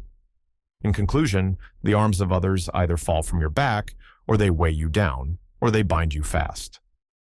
Charles VII, the father of King Louis XI, having by good fortune and valor liberated France from the English, recognized the necessity of being armed with forces of his own, and he established in his kingdom ordinances concerning men-at-arms and infantry. Afterwards, his son, King Louis, abolished the infantry and began to enlist the Switzers, which mistake, followed by others, is, as is now seen, a source of peril to that kingdom. Because, having raised the reputation of the Switzers, he has entirely diminished the value of his own arms, for he has destroyed the infantry altogether. And his men-at-arms he has subordinated to others, for being as they are so accustomed to fight along with Switzers, it does not appear that they can now conquer without them. Hence it arises that the French cannot stand against the Switzers, and without the Switzers they do not come off well against others. The armies of the French have thus become mixed, partly mercenary and partly national, both of which arms together are much better than mercenaries alone or auxiliaries alone, but much inferior to one's own forces. And this example proves it, for the kingdom of France would be unconquerable if the ordinance of Charles had been enlarged or maintained. But the scanty wisdom of man, on entering into an affair which looks well at first, cannot discern the poison that is hidden in it, as I have said above of hectic fevers. Therefore, if he who rules a principality cannot recognize evils until they are upon him, he is not truly wise, and this insight is given to few. And if the first disaster to the Roman Empire should be examined, it will be found to have commenced only with the enlisting of the Goths, because from that time the vigor of the Roman Empire began to decline, and all that valor which had raised it passed away to others. I conclude, therefore, that no principality is secure without having its own forces. On the contrary, it is entirely dependent on good fortune, not having the valor which in adversity would defend it. And it has always been the opinion and judgment of wise men that nothing can be so uncertain or unstable as fame or power, not founded on its own strength. And one's own forces are those which are composed either of subjects, citizens, or dependents. All others are mercenaries or auxiliaries. And the way to make ready one's own forces will be easily found if the rules suggested by me shall be reflected upon, and if one will consider how Philip, the father of Alexander the Great, and many republics and princes have armed and organized themselves, to which rules I entirely commit myself. A prince ought to have no other aim or thought, nor select anything else for his study than war and its rules and discipline. For this is the sole art that belongs to him who rules, and it is of such force that it not only upholds those who are born princes, but it often enables men to rise from a private station to that rank. And on the contrary, it is seen that when princes have thought more of ease than of arms, they have lost their states. And the first cause of your losing it is to neglect this art. And what enables you to acquire a state is to be master of the art.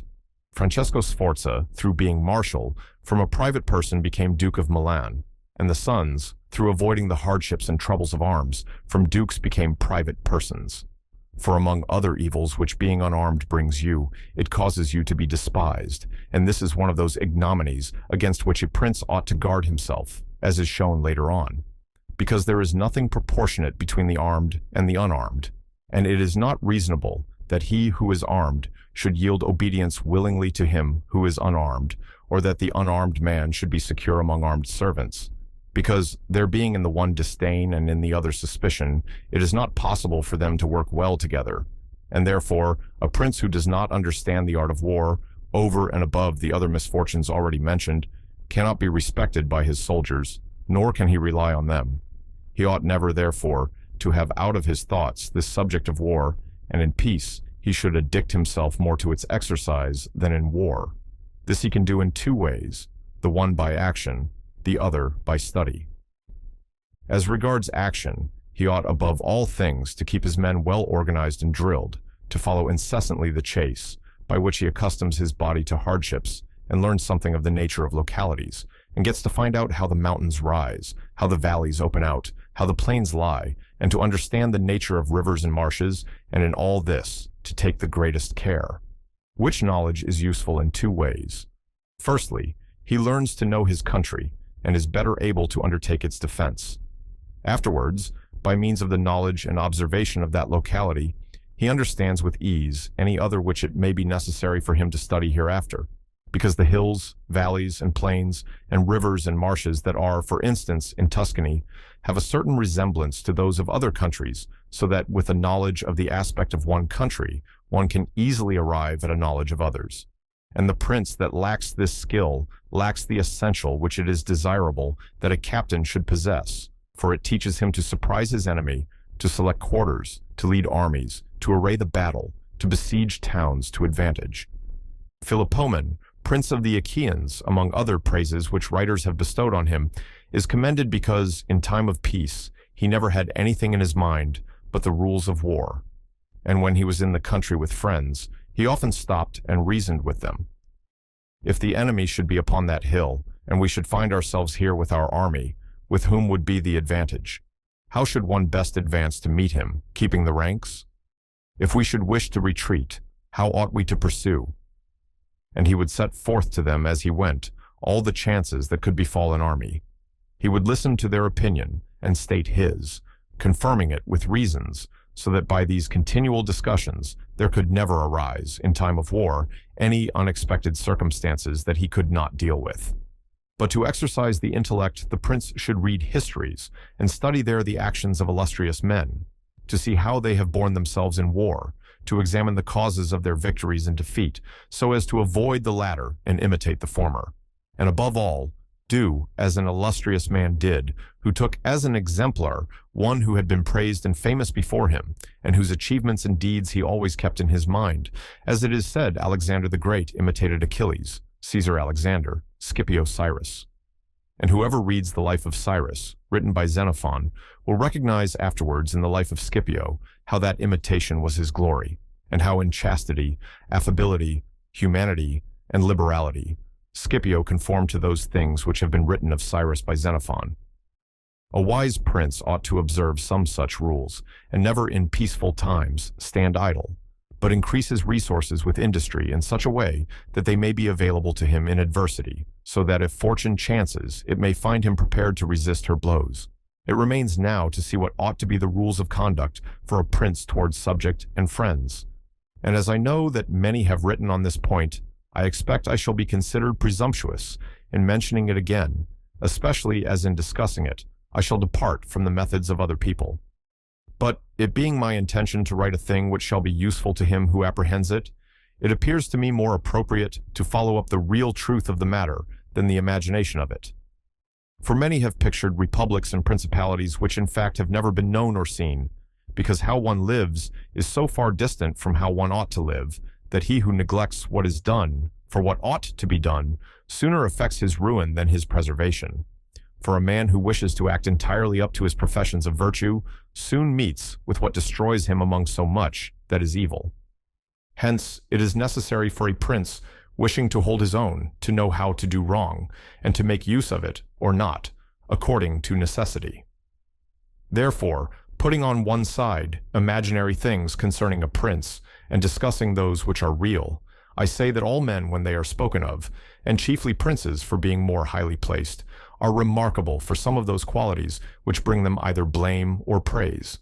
And thus it is that one is reputed liberal, another miserly, using a Tuscan term, because an avaricious person in our language is still he who desires to possess by robbery, whilst we call one miserly, who deprives himself too much of the use of his own. One is reputed generous, one rapacious, one cruel, one compassionate, one faithless, another faithful, one effeminate and cowardly, another bold and brave, one affable, another haughty, one lascivious, another chaste, one sincere, another cunning, one hard, another easy, one grave, another frivolous, one religious, another unbelieving, and the like.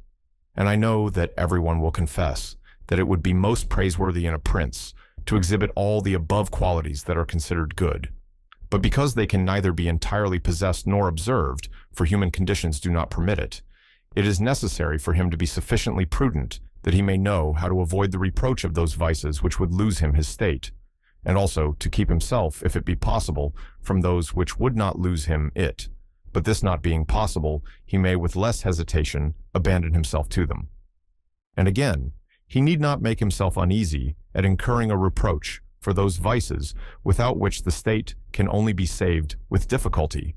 For if everything is considered carefully, it will be found that something which looks like virtue, if followed, would be his ruin, while something else, which looks like vice, yet followed, brings him security and prosperity. Commencing then with the first of the above-named characteristics, I say that it would be well to be reputed liberal. Nevertheless, liberality exercised in a way that does not bring you the reputation for it injures you, for if one exercises it honestly, and as it should be exercised, it may not become known, and you will not avoid the reproach of its opposite. Therefore, anyone wishing to maintain among men the name of liberal is obliged to avoid no attribute of magnificence, so that a prince thus inclined will consume in such acts all his property, and will be compelled in the end, if he wish to maintain the name of liberal, to unduly weigh down his people, and tax them, and do everything he can to get money. This will soon make him odious to his subjects, and becoming poor, he will be little valued by anyone. Thus, with his liberality, having offended many and rewarded few, he is affected by the very first trouble, and imperiled by whatever may be the first danger. Recognizing this himself, and wishing to draw back from it, he runs at once into the reproach of being miserly. Therefore, a prince, not being able to exercise this virtue of liberality in such a way that it is recognized, except to his cost, if he is wise, he ought not to fear the reputation of being mean, for in time he will come to be more considered than if liberal, seeing that with his economy his revenues are enough, that he can defend himself against all attacks, and is able to engage in enterprises without burdening his people.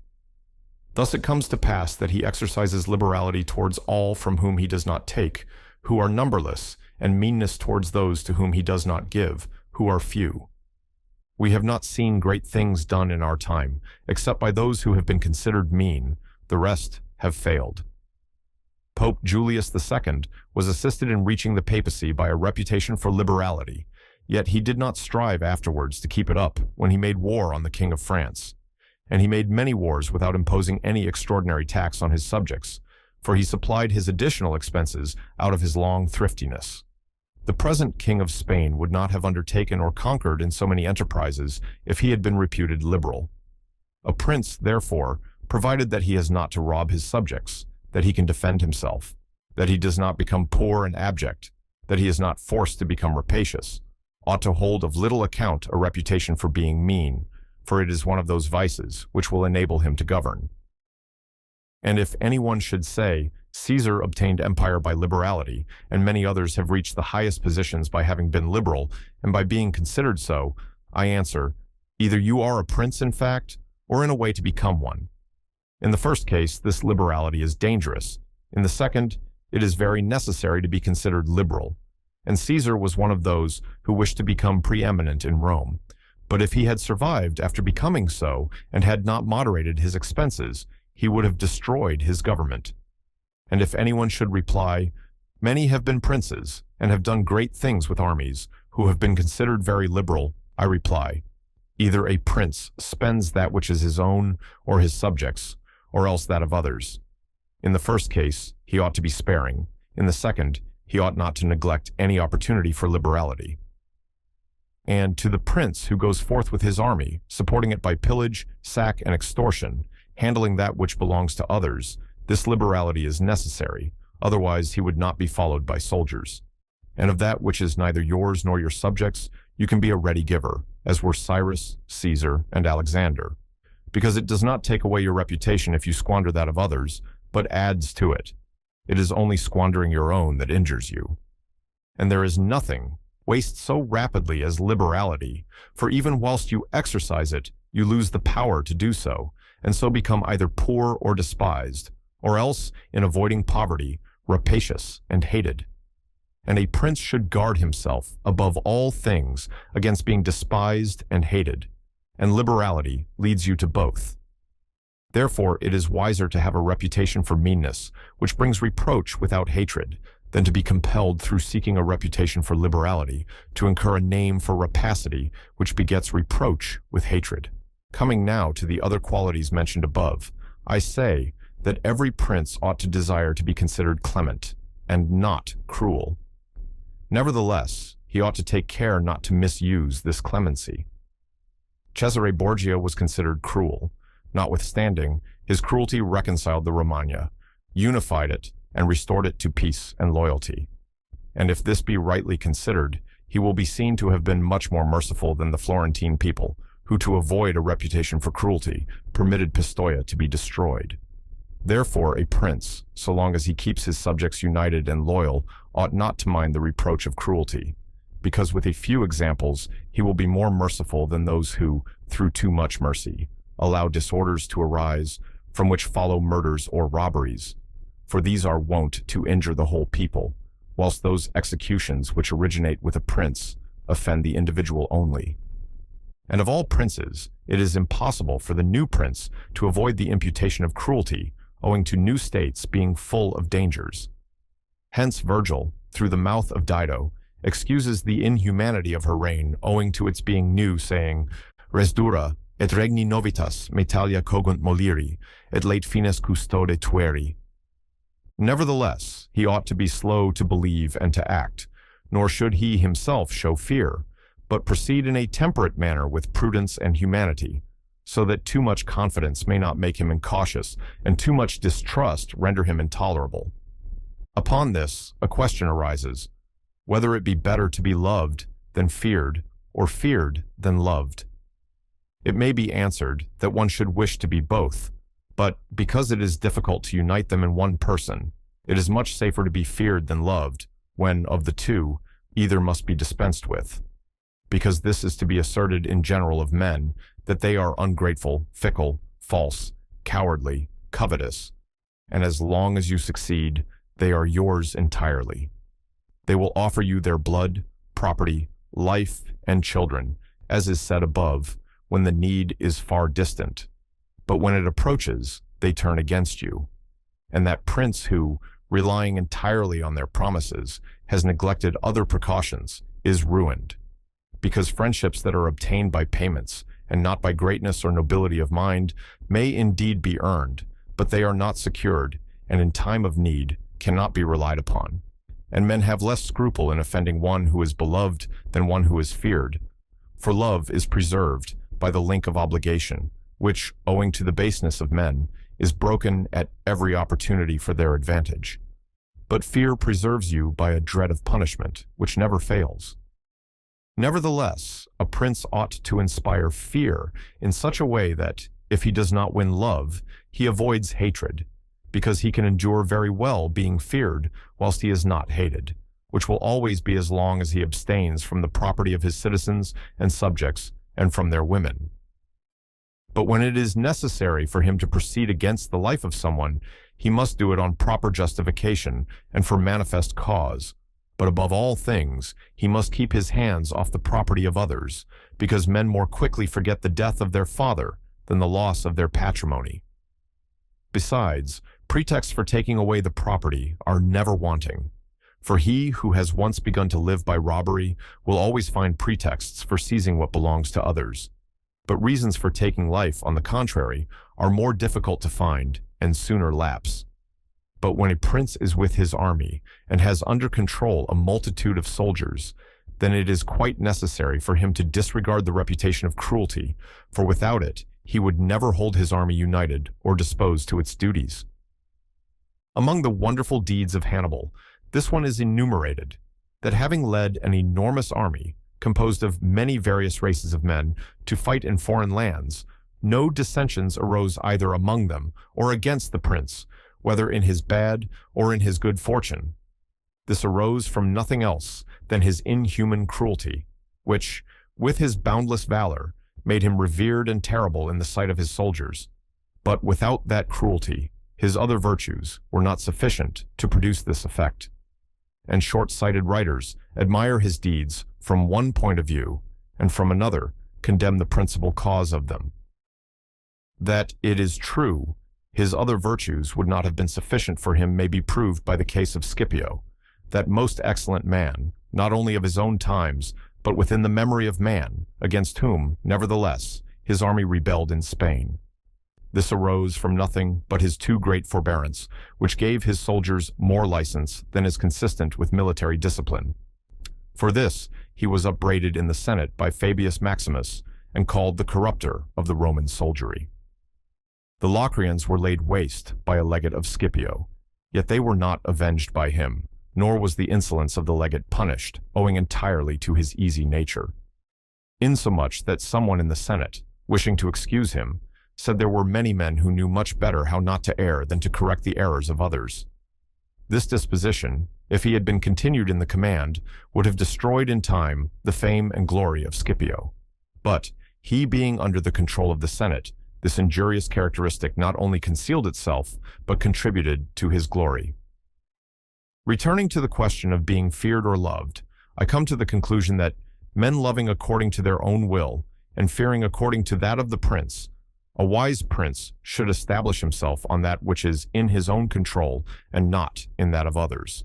He must endeavor only to avoid hatred, as is noted. Everyone admits how praiseworthy it is in a prince to keep faith and to live with integrity and not with craft. Nevertheless, our experience has been that those princes who have done great things have held good faith of little account and have known how to circumvent the intellect of men by craft, and in the end have overcome those who have relied on their word. You must know there are two ways of contesting, the one by the law, the other by force. The first method is proper to men, the second to beasts. But because the first is frequently not sufficient, it is necessary to have recourse to the second. Therefore, it is necessary for a prince to understand how to avail himself of the beast and the man. This has been figuratively taught to princes by ancient writers, who describe how Achilles and many other princes of old were given to the centaur Chiron to nurse, who brought them up in his discipline, which means solely that, as they had for a teacher one who was half beast and half man, so it is necessary for a prince to know how to make use of both natures, and that one without the other is not durable. A prince, therefore, being compelled knowingly to adopt the beast, ought to choose the fox and the lion, because the lion cannot defend himself against snares, and the fox cannot defend himself against wolves. Therefore, it is necessary to be a fox to discover the snares, and a lion to terrify the wolves. Those who rely simply on the lion do not understand what they are about. Therefore, a wise lord cannot, nor ought he to, keep faith when such observance may be turned against him, and when the reasons that caused him to pledge it exist no longer. If men were entirely good, this precept would not hold, but because they are bad and will not keep faith with you, you too are not bound to observe it with them. Nor will there ever be wanting to a prince legitimate reasons to excuse this non-observance. Of this endless modern examples could be given, showing how many treaties and engagements have been made void and of no effect through the faithlessness of princes, and he who has known best how to employ the fox has succeeded best. But it is necessary to know well how to disguise this characteristic and to be a great pretender and dissembler, and men are so simple and so subject to present necessities that he who seeks to deceive will always find someone who will allow himself to be deceived. One recent example I cannot pass over in silence. Alexander VI did nothing else but deceive men, nor ever thought of doing otherwise, and he always found victims. For there never was a man who had greater power in asserting, or who with greater oaths would affirm a thing, yet would observe it less. Nevertheless, his deceits always succeeded according to his wishes, because he well understood this side of mankind. Therefore, it is unnecessary for a prince to have all the good qualities I have enumerated, but it is very necessary to appear to have them. And I shall dare to say this also, that to have them, and always to observe them, is injurious, and that to appear to have them is useful, to appear merciful, faithful, humane, religious, upright, and to be so, but with a mind so framed that should you require not to be so, you may be able and know how to change to the opposite. And you have to understand this, that a prince, especially a new one, cannot observe all those things for which men are esteemed, being often forced, in order to maintain the state, to act contrary to fidelity, friendship, humanity, and religion.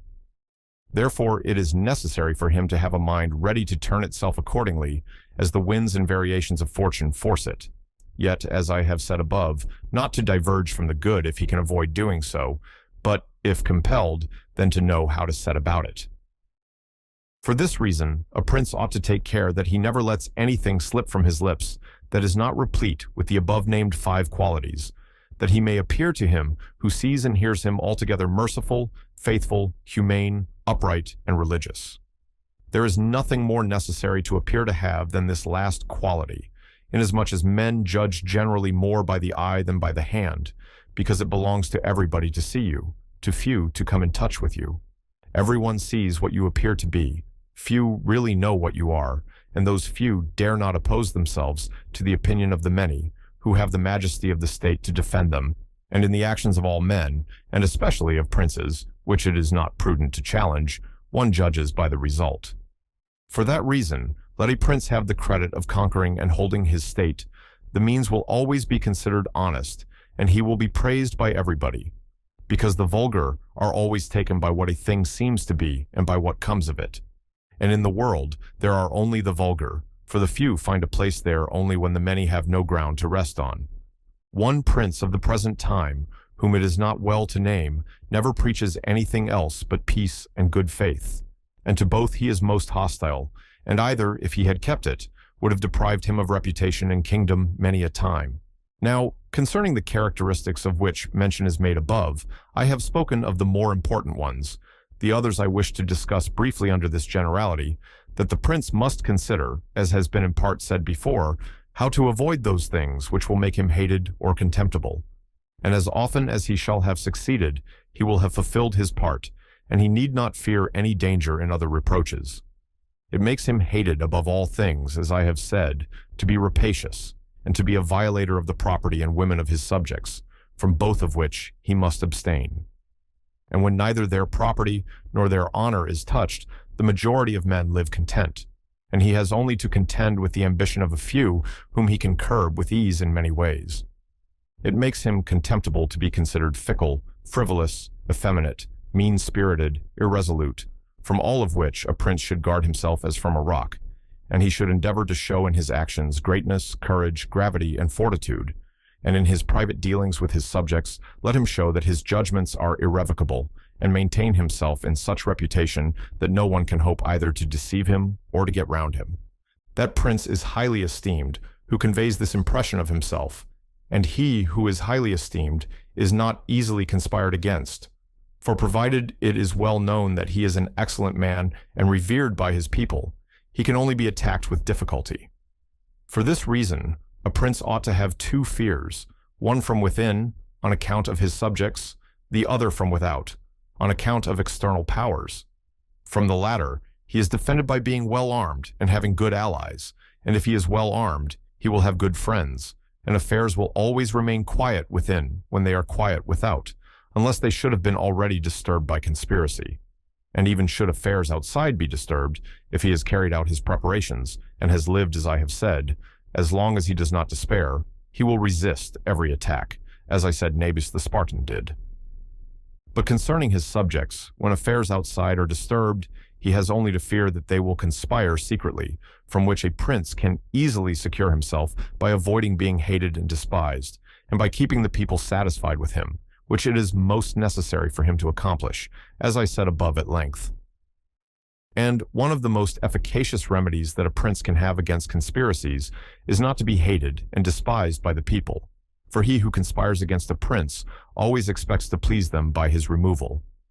But when the conspirator can only look forward to offending them, he will not have the courage to take such a course, for the difficulties that confront a conspirator are infinite. And as experience shows, many have been the conspiracies, but few have been successful, because he who conspires cannot act alone, nor can he take a companion except from those whom he believes to be malcontents. And as soon as you have opened your mind to a malcontent, you have given him the material with which to content himself, for by denouncing you, he can look for every advantage, so that, seeing the gain from this course to be assured, and seeing the other to be doubtful and full of dangers, he must be a very rare friend, or a thoroughly obstinate enemy of the prince, to keep faith with you.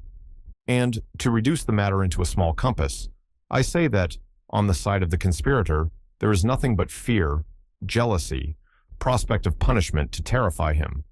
But on the side of the prince, there is the majesty of the principality, the laws, the protection of friends, and the state to defend him, so that, adding to all these things, the popular goodwill, it is impossible that anyone should be so rash as to conspire. For whereas in general the conspirator has to fear before the execution of his plot, in this case he has also to fear the sequel to the crime, because on account of it he has the people for an enemy, and thus cannot hope for any escape. Endless examples could be given on this subject, but I will be content with one, brought to pass within the memory of our fathers. Messer Annibale Bentivogli, who was prince in Bologna, grandfather of the present Annibale, having been murdered by the Canesci, who had conspired against him, not one of his family survived, but Messer Giovanni, who was in childhood. Immediately after his assassination, the people rose and murdered all the Canesci. This sprung from the popular goodwill which the house of Bentivogli enjoyed in those days in Bologna, which was so great that, although none remained there after the death of Annibale, who was able to rule the state, the Bolognese, having information that there was one of the Bentivogli family in Florence, who up to that time had been considered the son of a blacksmith, sent to Florence for him and gave him the government of their city, and it was ruled by him until Messer Giovanni came in due course to the government. For this reason, I consider that a prince ought to reckon conspiracies of little account when his people hold him in esteem. But when it is hostile to him and bears hatred towards him, he ought to fear everything and everybody. And well-ordered states and wise princes have taken every care not to drive the nobles to desperation and to keep the people satisfied and contented, for this is one of the most important objects a prince can have. Among the best ordered and governed kingdoms of our times is France, and in it are found many good institutions on which depend the liberty and security of the king. Of these, the first is the parliament and its authority, because he who founded the kingdom, knowing the ambition of the nobility and their boldness, considered that a bit to their mouths would be necessary to hold them in. And, on the other side, knowing the hatred of the people, founded in fear, against the nobles, he wished to protect them. Yet he was not anxious for this to be the particular care of the king. Therefore, to take away the reproach, which he would be liable to from the nobles for favoring the people, and from the people for favoring the nobles, he set up an arbiter, who should be one who could beat down the great and favor the lesser, without reproach to the king. Neither could you have a better or a more prudent arrangement, or a greater source of security to the king and kingdom. From this one can draw another important conclusion, that princes ought to leave affairs of reproach to the management of others, and keep those of grace in their own hands. And further, I consider that a prince ought to cherish the nobles, but not so as to make himself hated by the people.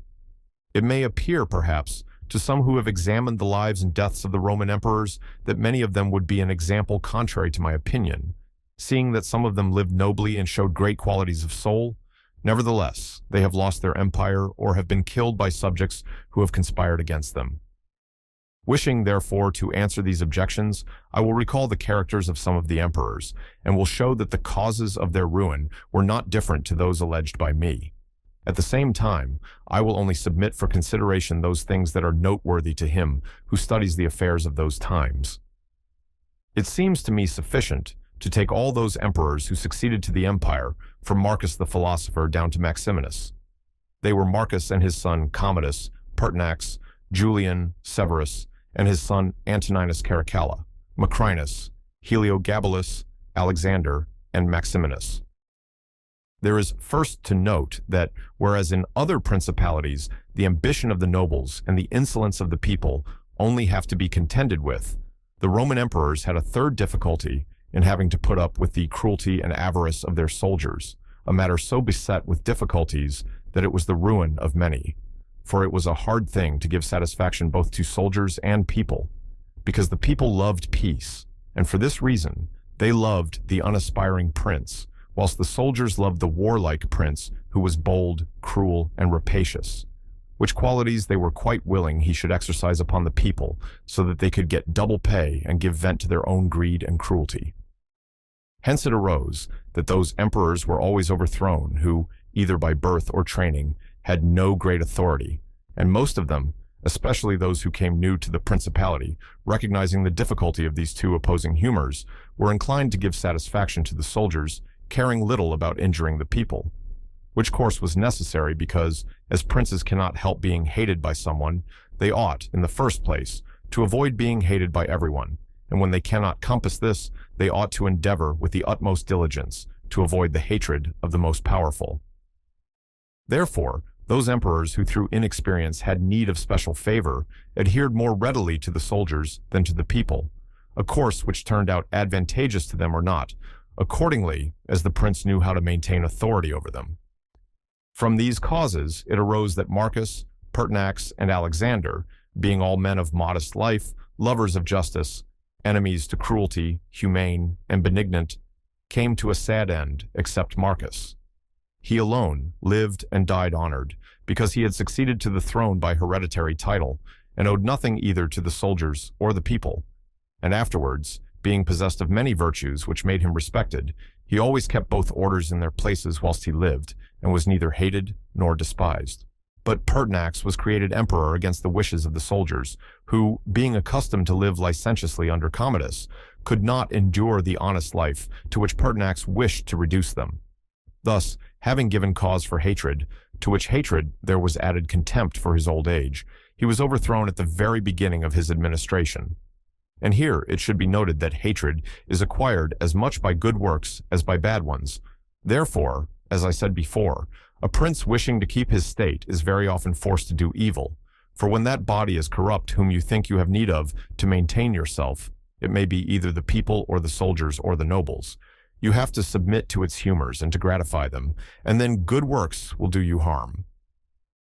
But let us come to Alexander, who was a man of such great goodness, that among the other praises which are accorded him is this, that in the 14 years he held the empire, no one was ever put to death by him unjudged.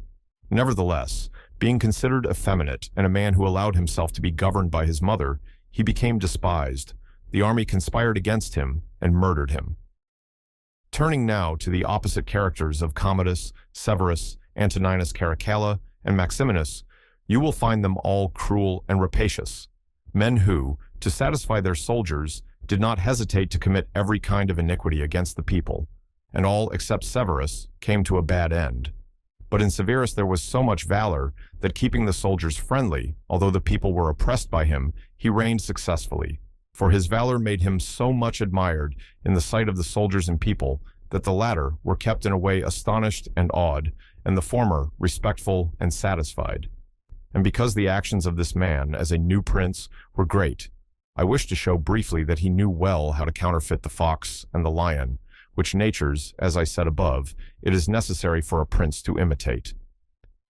Knowing the sloth of the Emperor Julian, he persuaded the army in Sclavonia, of which he was captain, that it would be right to go to Rome and avenge the death of Pertinax, who had been killed by the Praetorian soldiers, and under this pretext, without appearing to aspire to the throne, he moved the army on Rome and reached Italy before it was known that he had started. On his arrival at Rome, the Senate, through fear, elected him emperor and killed Julian. After this, there remained for Severus, who wished to make himself master of the whole empire, two difficulties, one in Asia, where Niger, head of the Asiatic army, had caused himself to be proclaimed emperor, the other in the west, where Albinus was, who also aspired to the throne.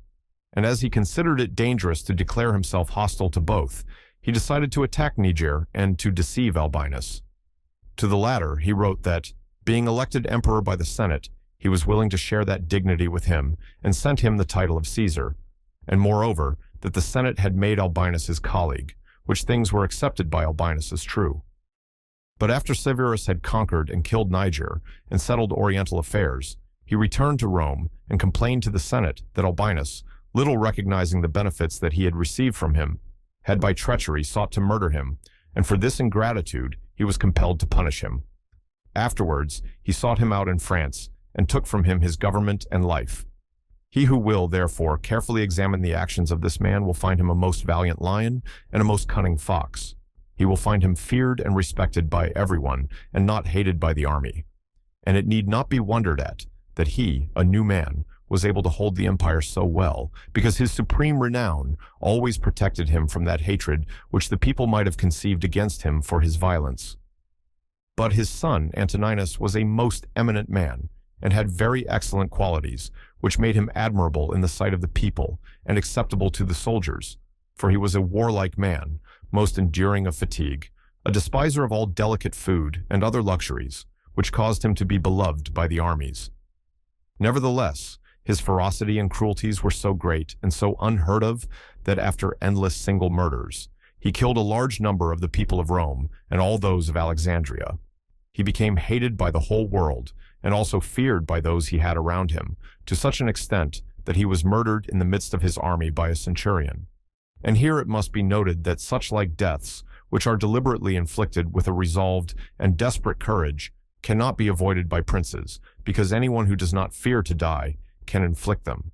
But a prince may fear them the less, because they are very rare.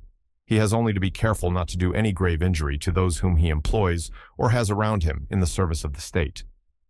Antoninus had not taken this care, but had contumeliously killed a brother of that centurion, whom also he daily threatened, yet retained in his bodyguard, which, as it turned out, was a rash thing to do, and proved the emperor's ruin. But let us come to Commodus, to whom it should have been very easy to hold the empire, for being the son of Marcus, he had inherited it, and he had only to follow in the footsteps of his father to please his people and soldiers. But, being by nature cruel and brutal, he gave himself up to amusing the soldiers and corrupting them, so that he might indulge his rapacity upon the people. On the other hand, not maintaining his dignity, often descending to the theater to compete with gladiators, and doing other vile things, little worthy of the imperial majesty, he fell into contempt with the soldiers, and being hated by one party and despised by the other, he was conspired against, and was killed. It remains to discuss the character of Maximinus. He was a very warlike man, and the armies, being disgusted with the effeminacy of Alexander, of whom I have already spoken, killed him and elected Maximinus to the throne. This he did not possess for long, for two things made him hated and despised. The one, his having kept sheep in Thrace, which brought him into contempt, it being well known to all, and considered a great indignity by everyone. And the other, his having at the accession to his dominions deferred going to Rome and taking possession of the imperial seat. He had also gained a reputation for the utmost ferocity by having, through his prefects in Rome and elsewhere in the empire, practiced many cruelties, so that the whole world was moved to anger at the meanness of his birth and to fear at his barbarity. First, Africa rebelled, then the Senate, with all the people of Rome, and all Italy conspired against him, to which may be added his own army. This latter, besieging Aquileia and meeting with difficulties in taking it, were disgusted with his cruelties, and fearing him less when they found so many against him, murdered him. I do not wish to discuss Heliogabalus, Macrinus, or Julian, who being thoroughly contemptible, were quickly wiped out. But I will bring this discourse to a conclusion by saying that princes in our times have this difficulty of giving inordinate satisfaction to their soldiers in a far less degree, because, notwithstanding one has to give them some indulgence, that is soon done. None of these princes have armies that are veterans in the governance and administration of provinces, as were the armies of the Roman Empire. And whereas it was then more necessary to give satisfaction to the soldiers than to the people, it is now more necessary to all princes, except the Turk and the Sultan, to satisfy the people rather than the soldiers, because the people are the more powerful. From the above, I have accepted the Turk, who always keeps round him 12,000 infantry and 15,000 cavalry, on which depend the security and strength of the kingdom. And it is necessary that, putting aside every consideration for the people, he should keep them his friends. The kingdom of the Sultan is similar. Being entirely in the hands of soldiers, it follows again that, without regard to the people, he must keep them his friends. But you must note that the state of the Sultan is unlike all other principalities, for the reason that it is like the Christian pontificate, which cannot be called either an hereditary or a newly formed principality, because the sons of the old prince are not the heirs, but he who is elected to that position by those who have authority, and the sons remain only noblemen. And this being an ancient custom, it cannot be called a new principality, because there are none of those difficulties in it that are met with in new ones. For although the prince is new, the constitution of the state is old, and it is framed so as to receive him as if he were its hereditary lord. But returning to the subject of our discourse, I say that whoever will consider it will acknowledge that either hatred or contempt has been fatal to the above-named emperors, and it will be recognized also how it happened that, a number of them acting in one way and a number in another, only one in each way came to a happy end, and the rest to unhappy ones. Because it would have been useless and dangerous for Pertinax and Alexander, being new princes, to imitate Marcus, who was heir to the principality. And likewise, it would have been utterly destructive to Caracalla, Commodus, and Maximinus to have imitated Severus, they not having sufficient valor to enable them to tread in his footsteps. Therefore a prince, new to the principality, cannot imitate the actions of Marcus, nor, again, is it necessary to follow those of Severus. But he ought to take from Severus those parts which are necessary to found his state, and from Marcus those which are proper and glorious, to keep a state that may already be stable and firm. Some princes, so as to hold securely the state, have disarmed their subjects. Others have kept their subject towns distracted by factions. Others have fostered enmities against themselves. Others have laid themselves out to gain over those whom they distrusted in the beginning of their governments. Some have built fortresses. Some have overthrown and destroyed them. And although one cannot give a final judgment on all of these things unless one possesses the particulars of those states in which a decision has to be made, nevertheless, I will speak as comprehensively as the matter of itself will admit. There never was a new prince who has disarmed his subjects. Rather, when he has found them disarmed, he has always armed them, because by arming them, those arms become yours. Those men who were distrusted become faithful, and those who were faithful are kept so, and your subjects become your adherents. And whereas all subjects cannot be armed, yet when those whom you do arm are benefited, the others can be handled more freely, and this difference in their treatment, which they quite understand, makes the former your dependents, and the latter, considering it to be necessary that those who have the most danger in service should have the most reward, excuse you. But when you disarm them, you at once offend them by showing that you distrust them, either for cowardice or for want of loyalty. And either of these opinions breeds hatred against you. And because you cannot remain unarmed, it follows that you turn to mercenaries, which are of the character already shown. Even if they should be good, they would not be sufficient to defend you against powerful enemies and distrusted subjects. Therefore, as I have said, a new prince in a new principality has always distributed arms. Histories are full of examples. But when a prince acquires a new state, which he adds as a province to his old one, then it is necessary to disarm the men of that state, except those who have been his adherents in acquiring it. And these again, with time and opportunity, should be rendered soft and effeminate. And matters should be managed in such a way that all the armed men in the state shall be your own soldiers, who in your old state were living near you. Our forefathers, and those who were reckoned wise, were accustomed to say that it was necessary to hold Pistoia by factions and Pisa by fortresses. And with this idea, they fostered quarrels in some of their tributary towns, so as to keep possession of them the more easily. This may have been well enough in those times when Italy was in a way balanced, but I do not believe that it can be accepted as a precept for today, because I do not believe that factions can ever be of use. Rather, it is certain that when the enemy comes upon you in divided cities, you are quickly lost, because the weakest party will always assist the outside forces, and the other will not be able to resist. The Venetians, moved, as I believe, by the above reasons, fostered the Guelph and Ghibelline factions in their tributary cities, and although they never allowed them to come to bloodshed, yet they nursed these disputes amongst them, so that the citizens, distracted by their differences, should not unite against them, which, as we saw, did not afterwards turn out as expected, because, after the rout at Vila, one party at once took courage and seized the state. Such methods argue, therefore, weakness in the prince, because these factions will never be permitted in a vigorous principality. Such methods for enabling one the more easily to manage subjects are only useful in times of peace, but if war comes, this policy proves fallacious. Without doubt, princes become great when they overcome the difficulties and obstacles by which they are confronted, and therefore, fortune, especially when she desires to make a new prince great, who has a greater necessity to earn renown than an hereditary one, causes enemies to arise and form designs against him, in order that he may have the opportunity of overcoming them, and by them to mount higher, as by a ladder which his enemies have raised. For this reason, many consider that a wise prince, when he has the opportunity, ought with craft to foster some animosity against himself, so that, having crushed it, his renown may rise higher. Princes, especially new ones, have found more fidelity and assistance in those men who, in the beginning of their rule, were distrusted, than among those who in the beginning were trusted. Pandolfo Petrucci, Prince of Siena, ruled his state more by those who had been distrusted than by others. But on this question, one cannot speak generally, for it varies so much with the individual. I will only say this, that those men who at the commencement of a princedom have been hostile, if they are of a description to need assistance to support themselves, can always be gained over with the greatest ease, and they will be tightly held to serve the prince with fidelity, inasmuch as they know it to be very necessary for them to cancel by deeds the bad impression which he had formed of them. And thus, the prince always extracts more profit from them than from those who, serving him in too much security, may neglect his affairs.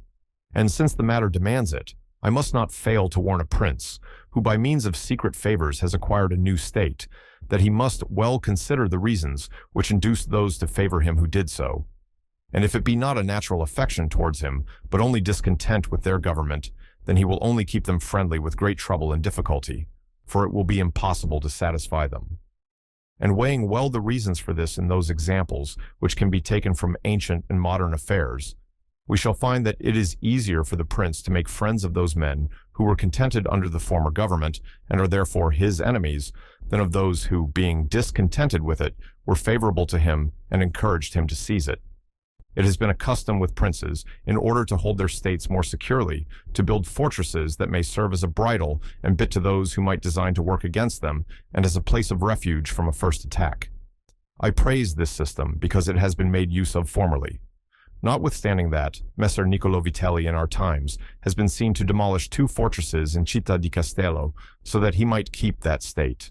Guido Ubaldo, Duke of Urbino, on returning to his dominion, whence he had been driven by Cesare Borgia, razed to the foundations all the fortresses in that province, and considered that without them it would be more difficult to lose it. The Bentivogli, returning to Bologna, came to a similar decision. Fortresses, therefore, are useful or not according to circumstances. If they do you good in one way, they injure you in another, and this question can be reasoned thus. The prince who has more to fear from the people than from foreigners ought to build fortresses, but he who has more to fear from foreigners than from the people ought to leave them alone. The castle of Milan, built by Francesco Sforza, has made, and will make, more trouble for the house of Sforza than any other disorder in the state. For this reason, the best possible fortress is not to be hated by the people, because although you may hold the fortresses, yet they will not save you if the people hate you, for there will never be wanting foreigners to assist a people who have taken arms against you. It has not been seen in our times that such fortresses have been of use to any prince, unless to the Countess of Forli, when the Count Girolamo, her consort, was killed, for by that means she was able to withstand the popular attack and wait for assistance from Milan, and thus recover her state. And the posture of affairs was such at that time that the foreigners could not assist the people. But fortresses were of little value to her afterwards, when Cesare Borgia attacked her, and when the people, her enemy, were allied with foreigners. Therefore, it would have been safer for her, both then and before, not to have been hated by the people than to have had the fortresses. All these things considered then, I shall praise him who builds fortresses, as well as him who does not, and I shall blame whoever, trusting in them, cares little about being hated by the people. Nothing makes a prince so much esteemed as great enterprises and setting a fine example. We have in our time Ferdinand of Aragon, the present King of Spain. He can almost be called a new prince, because he has risen, by fame and glory, from being an insignificant king to be the foremost king in Christendom. And if you will consider his deeds, you will find them all great, and some of them extraordinary. In the beginning of his reign, he attacked Granada, and this enterprise was the foundation of his dominions. He did this quietly at first, and without any fear of hindrance, for he held the minds of the barons of Castile occupied in thinking of the war, and not anticipating any innovations. Thus they did not perceive that by these means he was acquiring power and authority over them. He was able with the money of the church and of the people to sustain his armies, and by that long war to lay the foundation for the military skill which has since distinguished him. Further, always using religion as a plea, so as to undertake greater schemes, he devoted himself with pious cruelty to driving out and clearing his kingdom of the Moors. Nor could there be a more admirable example, nor one more rare. Under this same cloak, he assailed Africa, he came down on Italy, he has finally attacked France, and thus his achievements and designs have always been great, and have kept the minds of his people in suspense and admiration, and occupied with the issue of them. And his actions have arisen in such a way, one out of the other, that men have never been given time to work steadily against him. Again, it much assists a prince to set unusual examples in internal affairs, similar to those which are related of Messer Bernabo da Milano, who, when he had the opportunity by anyone in civil life doing some extraordinary thing, either good or bad, would take some method of rewarding or punishing him, which would be much spoken about. And a prince ought, above all things, always endeavor in every action to gain for himself the reputation of being a great and remarkable man. A prince is also respected when he is either a true friend or a downright enemy, that is to say, when, without any reservation, he declares himself in favor of one party against the other, which course will always be more advantageous than standing neutral, because if two of your powerful neighbors come to blows, they are of such a character that, if one of them conquers, you have either to fear him or not. In either case, it will always be more advantageous for you to declare yourself and to make war strenuously, because, in the first case, if you do not declare yourself, you will invariably fall a prey to the conqueror, to the pleasure and satisfaction of him who has been conquered, and you will have no reasons to offer, nor anything to protect or to shelter you. Because he who conquers does not want doubtful friends who will not aid him in the time of trial, and he who loses will not harbor you because you did not willingly, sword in hand, court his fate. Antiochus went into Greece, being sent for by the Aetolians to drive out the Romans. He sent envoys to the Achaeans who were friends of the Romans, exhorting them to remain neutral, and on the other hand, the Romans urged them to take up arms. This question came to be discussed in the council of the Achaeans, where the legate of Antiochus urged them to stand neutral. To this the Roman legate answered, "As for that which has been said, that it is better and more advantageous for your state not to interfere in our war, nothing can be more erroneous, because by not interfering, you will be left, without favor or consideration, the guerdon of the conqueror. Thus it will always happen that he who is not your friend will demand your neutrality, whilst he who is your friend will entreat you to declare yourself with arms. And irresolute princes, to avoid present dangers, generally follow the neutral path and are generally ruined. But when a prince declares himself gallantly in favor of one side, if the party with whom he allies himself conquers, although the victor may be powerful and may have him at his mercy, yet he is indebted to him, and there is established a bond of amity, and men are never so shameless as to become a monument of ingratitude by oppressing you. Victories, after all, are never so complete that the victor must not show some regard, especially to justice. But if he with whom you ally yourself loses, you may be sheltered by him, and whilst he is able he may aid you, and you become companions on a fortune that may rise again. In the second case, when those who fight are of such a character that you have no anxiety as to who may conquer, so much the more is it greater prudence to be allied, because you assist at the destruction of one by the aid of another, who, if he had been wise, would have saved him. And conquering, as it is impossible that he should not do with your assistance, he remains at your discretion. And here it is to be noted that a prince ought to take care never to make an alliance with one more powerful than himself for the purposes of attacking others, unless necessity compels him, as is said above. Because if he conquers, you are at his discretion, and princes ought to avoid as much as possible being at the discretion of anyone. The Venetians joined with France against the Duke of Milan, and this alliance, which caused their ruin, could have been avoided. But when it cannot be avoided, as happened to the Florentines when the Pope in Spain sent armies to attack Lombardy, then in such a case, for the above reasons, the prince ought to favor one of the parties. Never let any government imagine that it can choose perfectly safe courses. Rather, let it expect to have to take very doubtful ones, because it is found in ordinary affairs that one never seeks to avoid one trouble without running into another. But prudence consists in knowing how to distinguish the character of troubles, and for choice to take the lesser evil. A prince ought also to show himself a patron of ability, and to honor the proficient in every art. At the same time, he should encourage his citizens to practice their callings peaceably, both in commerce and agriculture, and in every other following, so that the one should not be deterred from improving his possessions for fear lest they be taken away from him, or another from opening up trade for fear of taxes. But the prince ought to offer rewards to whoever wishes to do these things, and designs in any way to honor his city or state. Further, he ought to entertain the people with festivals and spectacles at convenient seasons of the year. And as every city is divided into guilds or into societies, he ought to hold such bodies in esteem, and associate with them sometimes, and show himself an example of courtesy and liberality. Nevertheless, always maintaining the majesty of his rank, for this he must never consent to abate in anything. The choice of servants is of no little importance to a prince, and they are good or not according to the discrimination of the prince. And the first opinion which one forms of a prince and of his understanding is by observing the men he has around him. And when they are capable and faithful, he may always be considered wise, because he has known how to recognize the capable and to keep them faithful. But when they are otherwise, one cannot form a good opinion of him, for the prime error which he made was in choosing them. There were none who knew Messer Antonio da Venafro as the servant of Pandolfo Petrucci, Prince of Siena, who would not consider Pandolfo to be a very clever man in having Venafro for his servant, because there are three classes of intellects, one which comprehends by itself, another which appreciates what others comprehended, and a third which neither comprehends by itself nor by the showing of others.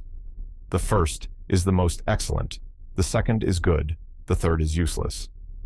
Therefore, it follows necessarily that, if Pandolfo was not in the first rank, he was in the second.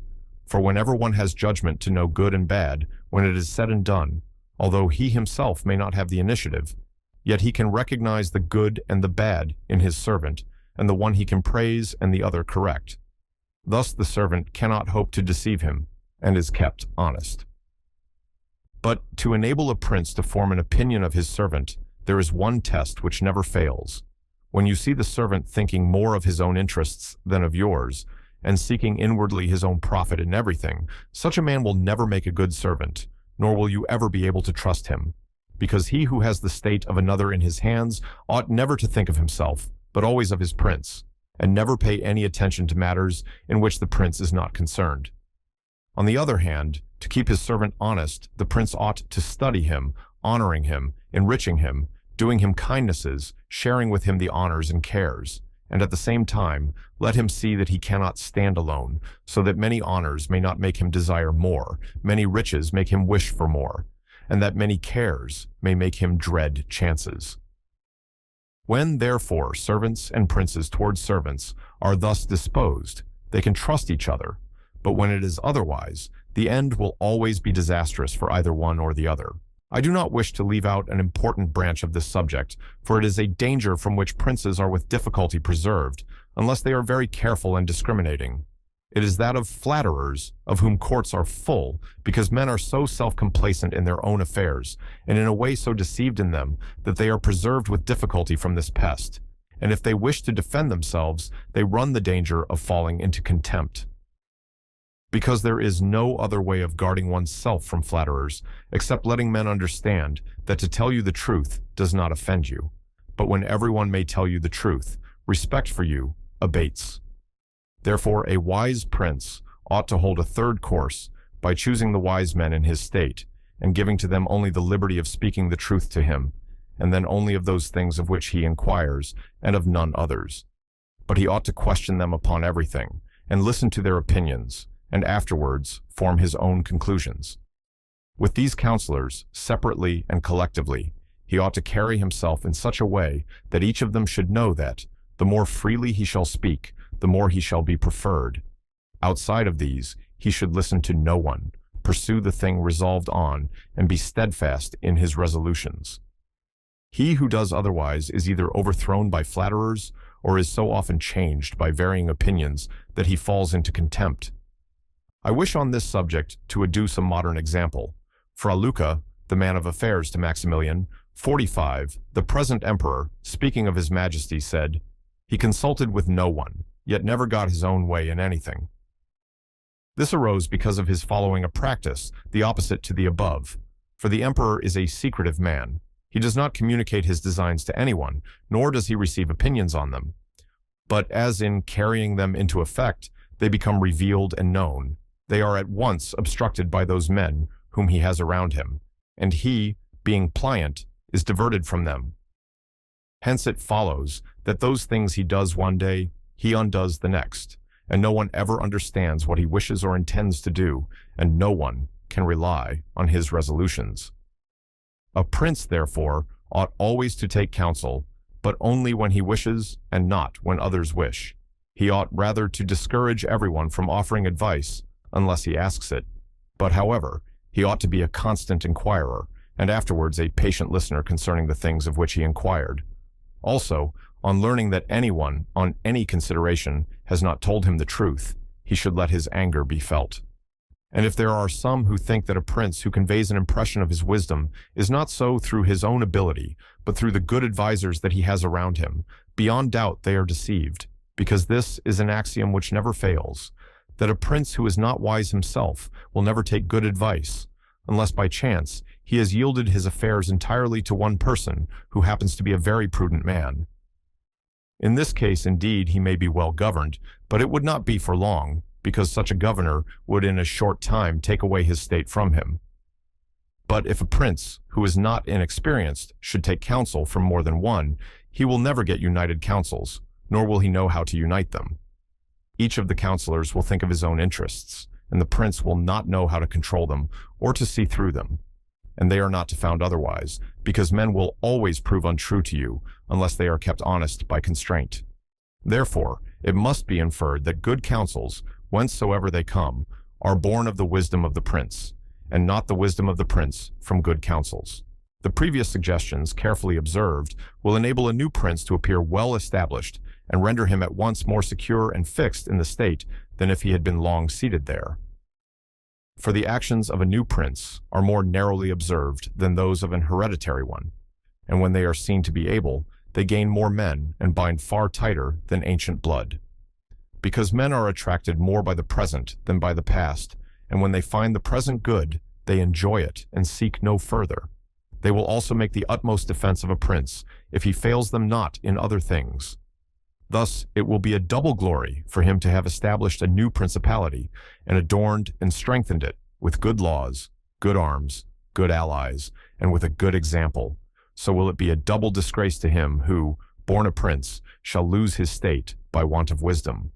And if those seigneurs are considered who have lost their states in Italy in our times, such as the King of Naples, the Duke of Milan, and others, there will be found in them, firstly, one common defect in regard to arms, from the causes which have been discussed at length. In the next place, some one of them will be seen, either to have had the people hostile, or if he has had the people friendly, he has not known how to secure the nobles. In the absence of these defects, states that have power enough to keep an army in the field cannot be lost. Philip of Macedon, not the father of Alexander the Great, but he who was conquered by Titus Quintius, had not much territory compared to the greatness of the Romans and of Greece who attacked him, yet being a warlike man who knew how to attract the people and secure the nobles, he sustained the war against his enemies for many years, and if in the end he lost the dominion of some cities, nevertheless he retained the kingdom. Therefore, do not let our princes accuse fortune for the loss of their principalities after so many years' possession, but rather their own sloth, because in quiet times they never thought there could be a change. It is a common defect in man not to make any provision in the calm against the tempest. And when afterwards the bad times came, they thought of flight and not of defending themselves, and they hoped that the people, disgusted with the insolence of the conquerors, would recall them. This course, when others fail, may be good, but it is very bad to have neglected all other expedients for that, since you would never wish to fall, because you trusted to be able to find someone later on to restore you. This again either does not happen, or if it does, it will not be for your security, because that deliverance is of no avail, which does not depend upon yourself. Those only are reliable, certain, and durable that depend on yourself and your valor.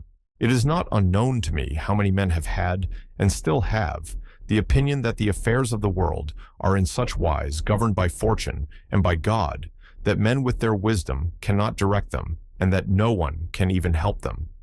And because of this, they would have us believe that it is not necessary to labor much in affairs, but to let chance govern them.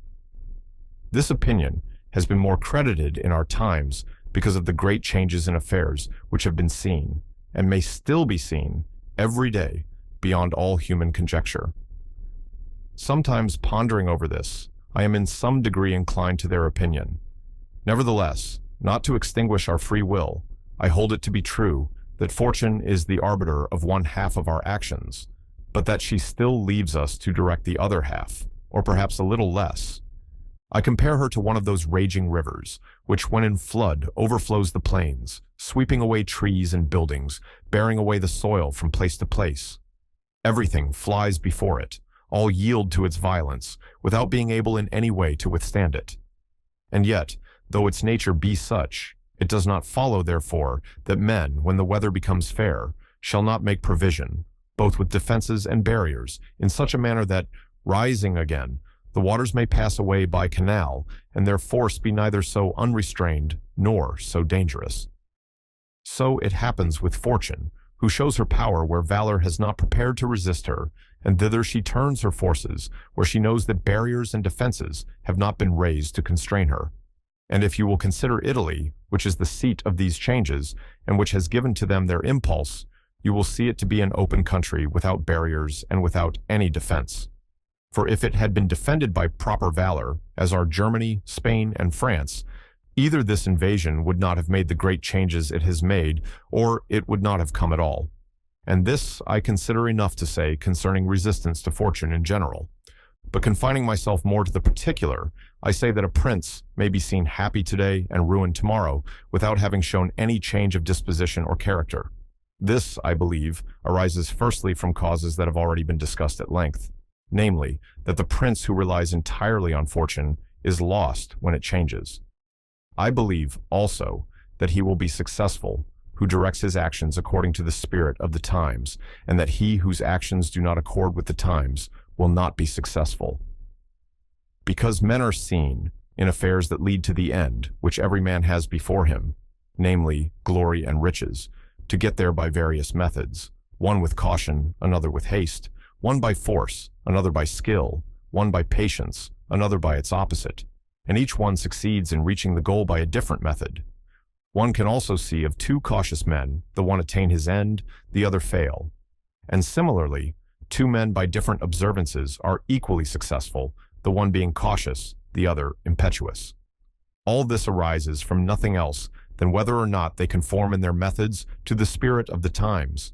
This follows from what I have said, that two men working differently bring about the same effect, and of two working similarly, one attains his object and the other does not. Changes in a state also issue from this, for if, to one who governs himself with caution and patience, times and affairs converge in such a way that his administration is successful, his fortune is made. But if times and affairs change, he is ruined if he does not change his course of action.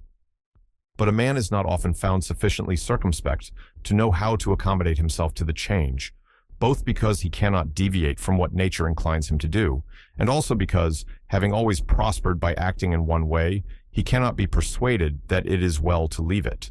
And therefore, the cautious man, when it is time to turn adventurous, does not know how to do it. Hence, he is ruined. But had he changed his conduct with the times, fortune would not have changed. Pope Julius II went to work impetuously in all his affairs, and found the times and circumstances conform so well to that line of action that he always met with success. Consider his first enterprise against Bologna, Messer Giovanni Bentivogli being still alive. The Venetians were not agreeable to it, nor was the King of Spain, and he had the enterprise still under discussion with the King of France. Nevertheless, he personally entered upon the expedition with his accustomed boldness and energy, a move which made Spain and the Venetians stand irresolute and passive, the latter from fear, the former from desire to recover the kingdom of Naples. On the other hand, he drew after him the King of France, because that king, having observed the movement, and desiring to make the Pope his friend, so as to humble the Venetians, found it impossible to refuse him. Therefore, Julius, with his impetuous action, accomplished what no other pontiff with simple human wisdom could have done. For if he had waited in Rome until he could get away, with his plans arranged and everything fixed, as any other pontiff would have done, he would never have succeeded, because the King of France would have made 1,000 excuses, and the others would have raised 1,000 fears. I will leave his other actions alone, as they were all alike, and they all succeeded, for the shortness of his life did not let him experience the contrary. But if circumstances had arisen which required him to go cautiously, his ruin would have followed, because he would never have deviated from those ways to which nature inclined him.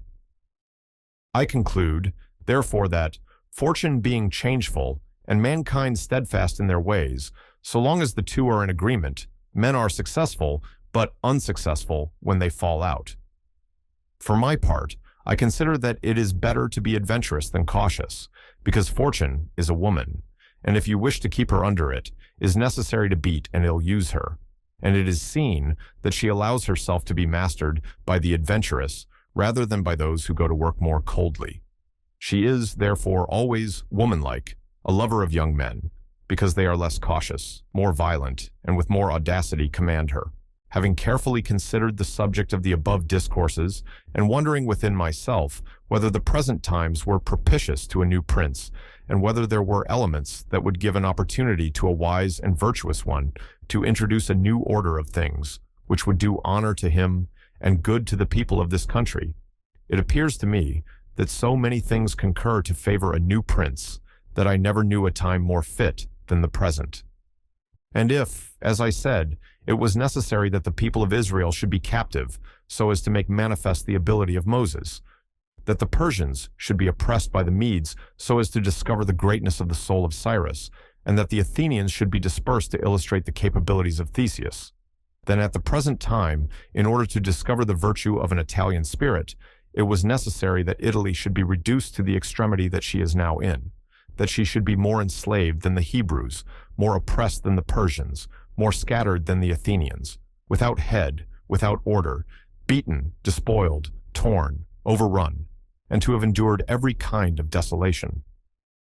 Although lately some spark may have been shown by one, which made us think he was ordained by God for our redemption, nevertheless it was afterwards seen, in the height of his career, that fortune rejected him, so that Italy, left as without life, waits for him who shall yet heal her wounds and put an end to the ravaging and plundering of Lombardy, to the swindling and taxing of the kingdom and of Tuscany, and cleanse those sores that for long have festered. It is seen how she entreats God to send someone who shall deliver her from these wrongs and barbarous insolencies. It is seen also that she is ready and willing to follow a banner, if only someone will raise it. Nor is there to be seen at present one in whom she can place more hope than in your illustrious house, with its valor and fortune, favored by God and by the Church, of which it is now the chief, and which could be made the head of this redemption. This will not be difficult, if you will recall to yourself the actions and lives of the men I have named. And although they were great and wonderful men, yet they were men, and each one of them had no more opportunity than the present offers, for their enterprises were neither more just nor easier than this, nor was God more their friend than he is yours. With us there is great justice, because that war is just which is necessary, and arms are hallowed when there is no other hope but in them. Here there is the greatest willingness, and where the willingness is great, the difficulties cannot be great if you will only follow those men to whom I have directed your attention. Further than this, how extraordinarily the ways of God have been manifested beyond example. The sea is divided, a cloud has led the way, the rock has poured forth water, it has rained manna, everything has contributed to your greatness. You ought to do the rest. God is not willing to do everything, and thus take away our free will and that share of glory which belongs to us.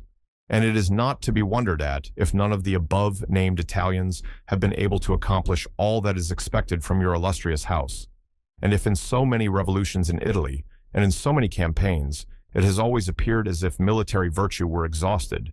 This has happened because the old order of things was not good, and none of us have known how to find a new one.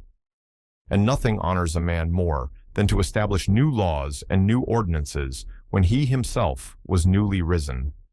Such things, when they are well-founded and dignified, will make him revered and admired, and in Italy there are not wanting opportunities to bring such into use in every form. Here there is great valor in the limbs, whilst it fails in the head. Look attentively at the duels and the hand-to-hand combats, how superior the Italians are in strength, dexterity, and subtlety. But when it comes to armies, they do not bear comparison, and this springs entirely from the insufficiency of the leaders, since those who are capable are not obedient, and each one seems to himself to know, there having never been anyone so distinguished above the rest, either by valor or fortune, that others would yield to him. Hence it is that for so long a time, and during so much fighting in the past 20 years, whenever there has been an army wholly Italian, it has always given a poor account of itself. The first witness to this is Il Taro, afterwards Alessandria, Capua, Genoa, Vaila, Bologna, Mestre. If, therefore, your illustrious house wishes to follow these remarkable men who have redeemed their country, it is necessary before all things, as a true foundation for every enterprise, to be provided with your own forces, because there can be no more faithful, truer, or better soldiers. And although singly they are good, altogether they will be much better when they find themselves commanded by their prince, honored by him, and maintained at his expense. Therefore, it is necessary to be prepared with such arms, so that you can be defended against foreigners by Italian valor. And although Swiss and Spanish infantry may be considered very formidable, nevertheless there is a defect in both, by reason of which a third order would not only be able to oppose them, but might be relied upon to overthrow them. For the Spaniards cannot resist cavalry, and the Switzers are afraid of infantry whenever they encounter them in close combat. Owing to this, as has been and may again be seen, the Spaniards are unable to resist French cavalry, and the Switzers are overthrown by Spanish infantry. And although a complete proof of this latter cannot be shown, nevertheless there was some evidence of it at the Battle of Ravenna, when the Spanish infantry were confronted by German battalions, who follow the same tactics as the Swiss. When the Spaniards, by agility of body, and with the aid of their shields, got in under the pikes of the Germans, and stood out of danger, able to attack, while the Germans stood helpless, and, if the cavalry had not dashed up, all would have been over with them. It is possible, therefore, knowing the defects of both these infantries, to invent a new one, which will resist cavalry and not be afraid of infantry. This need not create a new order of arms, but a variation upon the old. And these are the kind of improvements which confer reputation and power upon a new prince. This opportunity, therefore, ought not to be allowed to pass for letting Italy at last see her liberator appear. Nor can one express the love with which he would be received in all those provinces which have suffered so much from these foreign scourings, with what thirst for revenge, with what stubborn faith, with what devotion, with what tears. What door would be closed to him? Who would refuse obedience to him? What envy would hinder him? What Italian would refuse him homage? To all of us this barbarous dominion stinks. Let, therefore, your illustrious house take up this charge with that courage and hope with which all just enterprises are undertaken, so that under its standard our native country may be ennobled, and under its auspices may be verified that saying of Petrarch, Virtu contro al furore prenderà l'arm, e fia il combatter corto, che l'antico valore negli italici cuor non è ancor morto. Virtue against fury shall advance the fight, and it the combat soon shall put to flight. For the old Roman valor is not dead, nor in the Italians' breasts extinguished. Edward Dacre, 1640.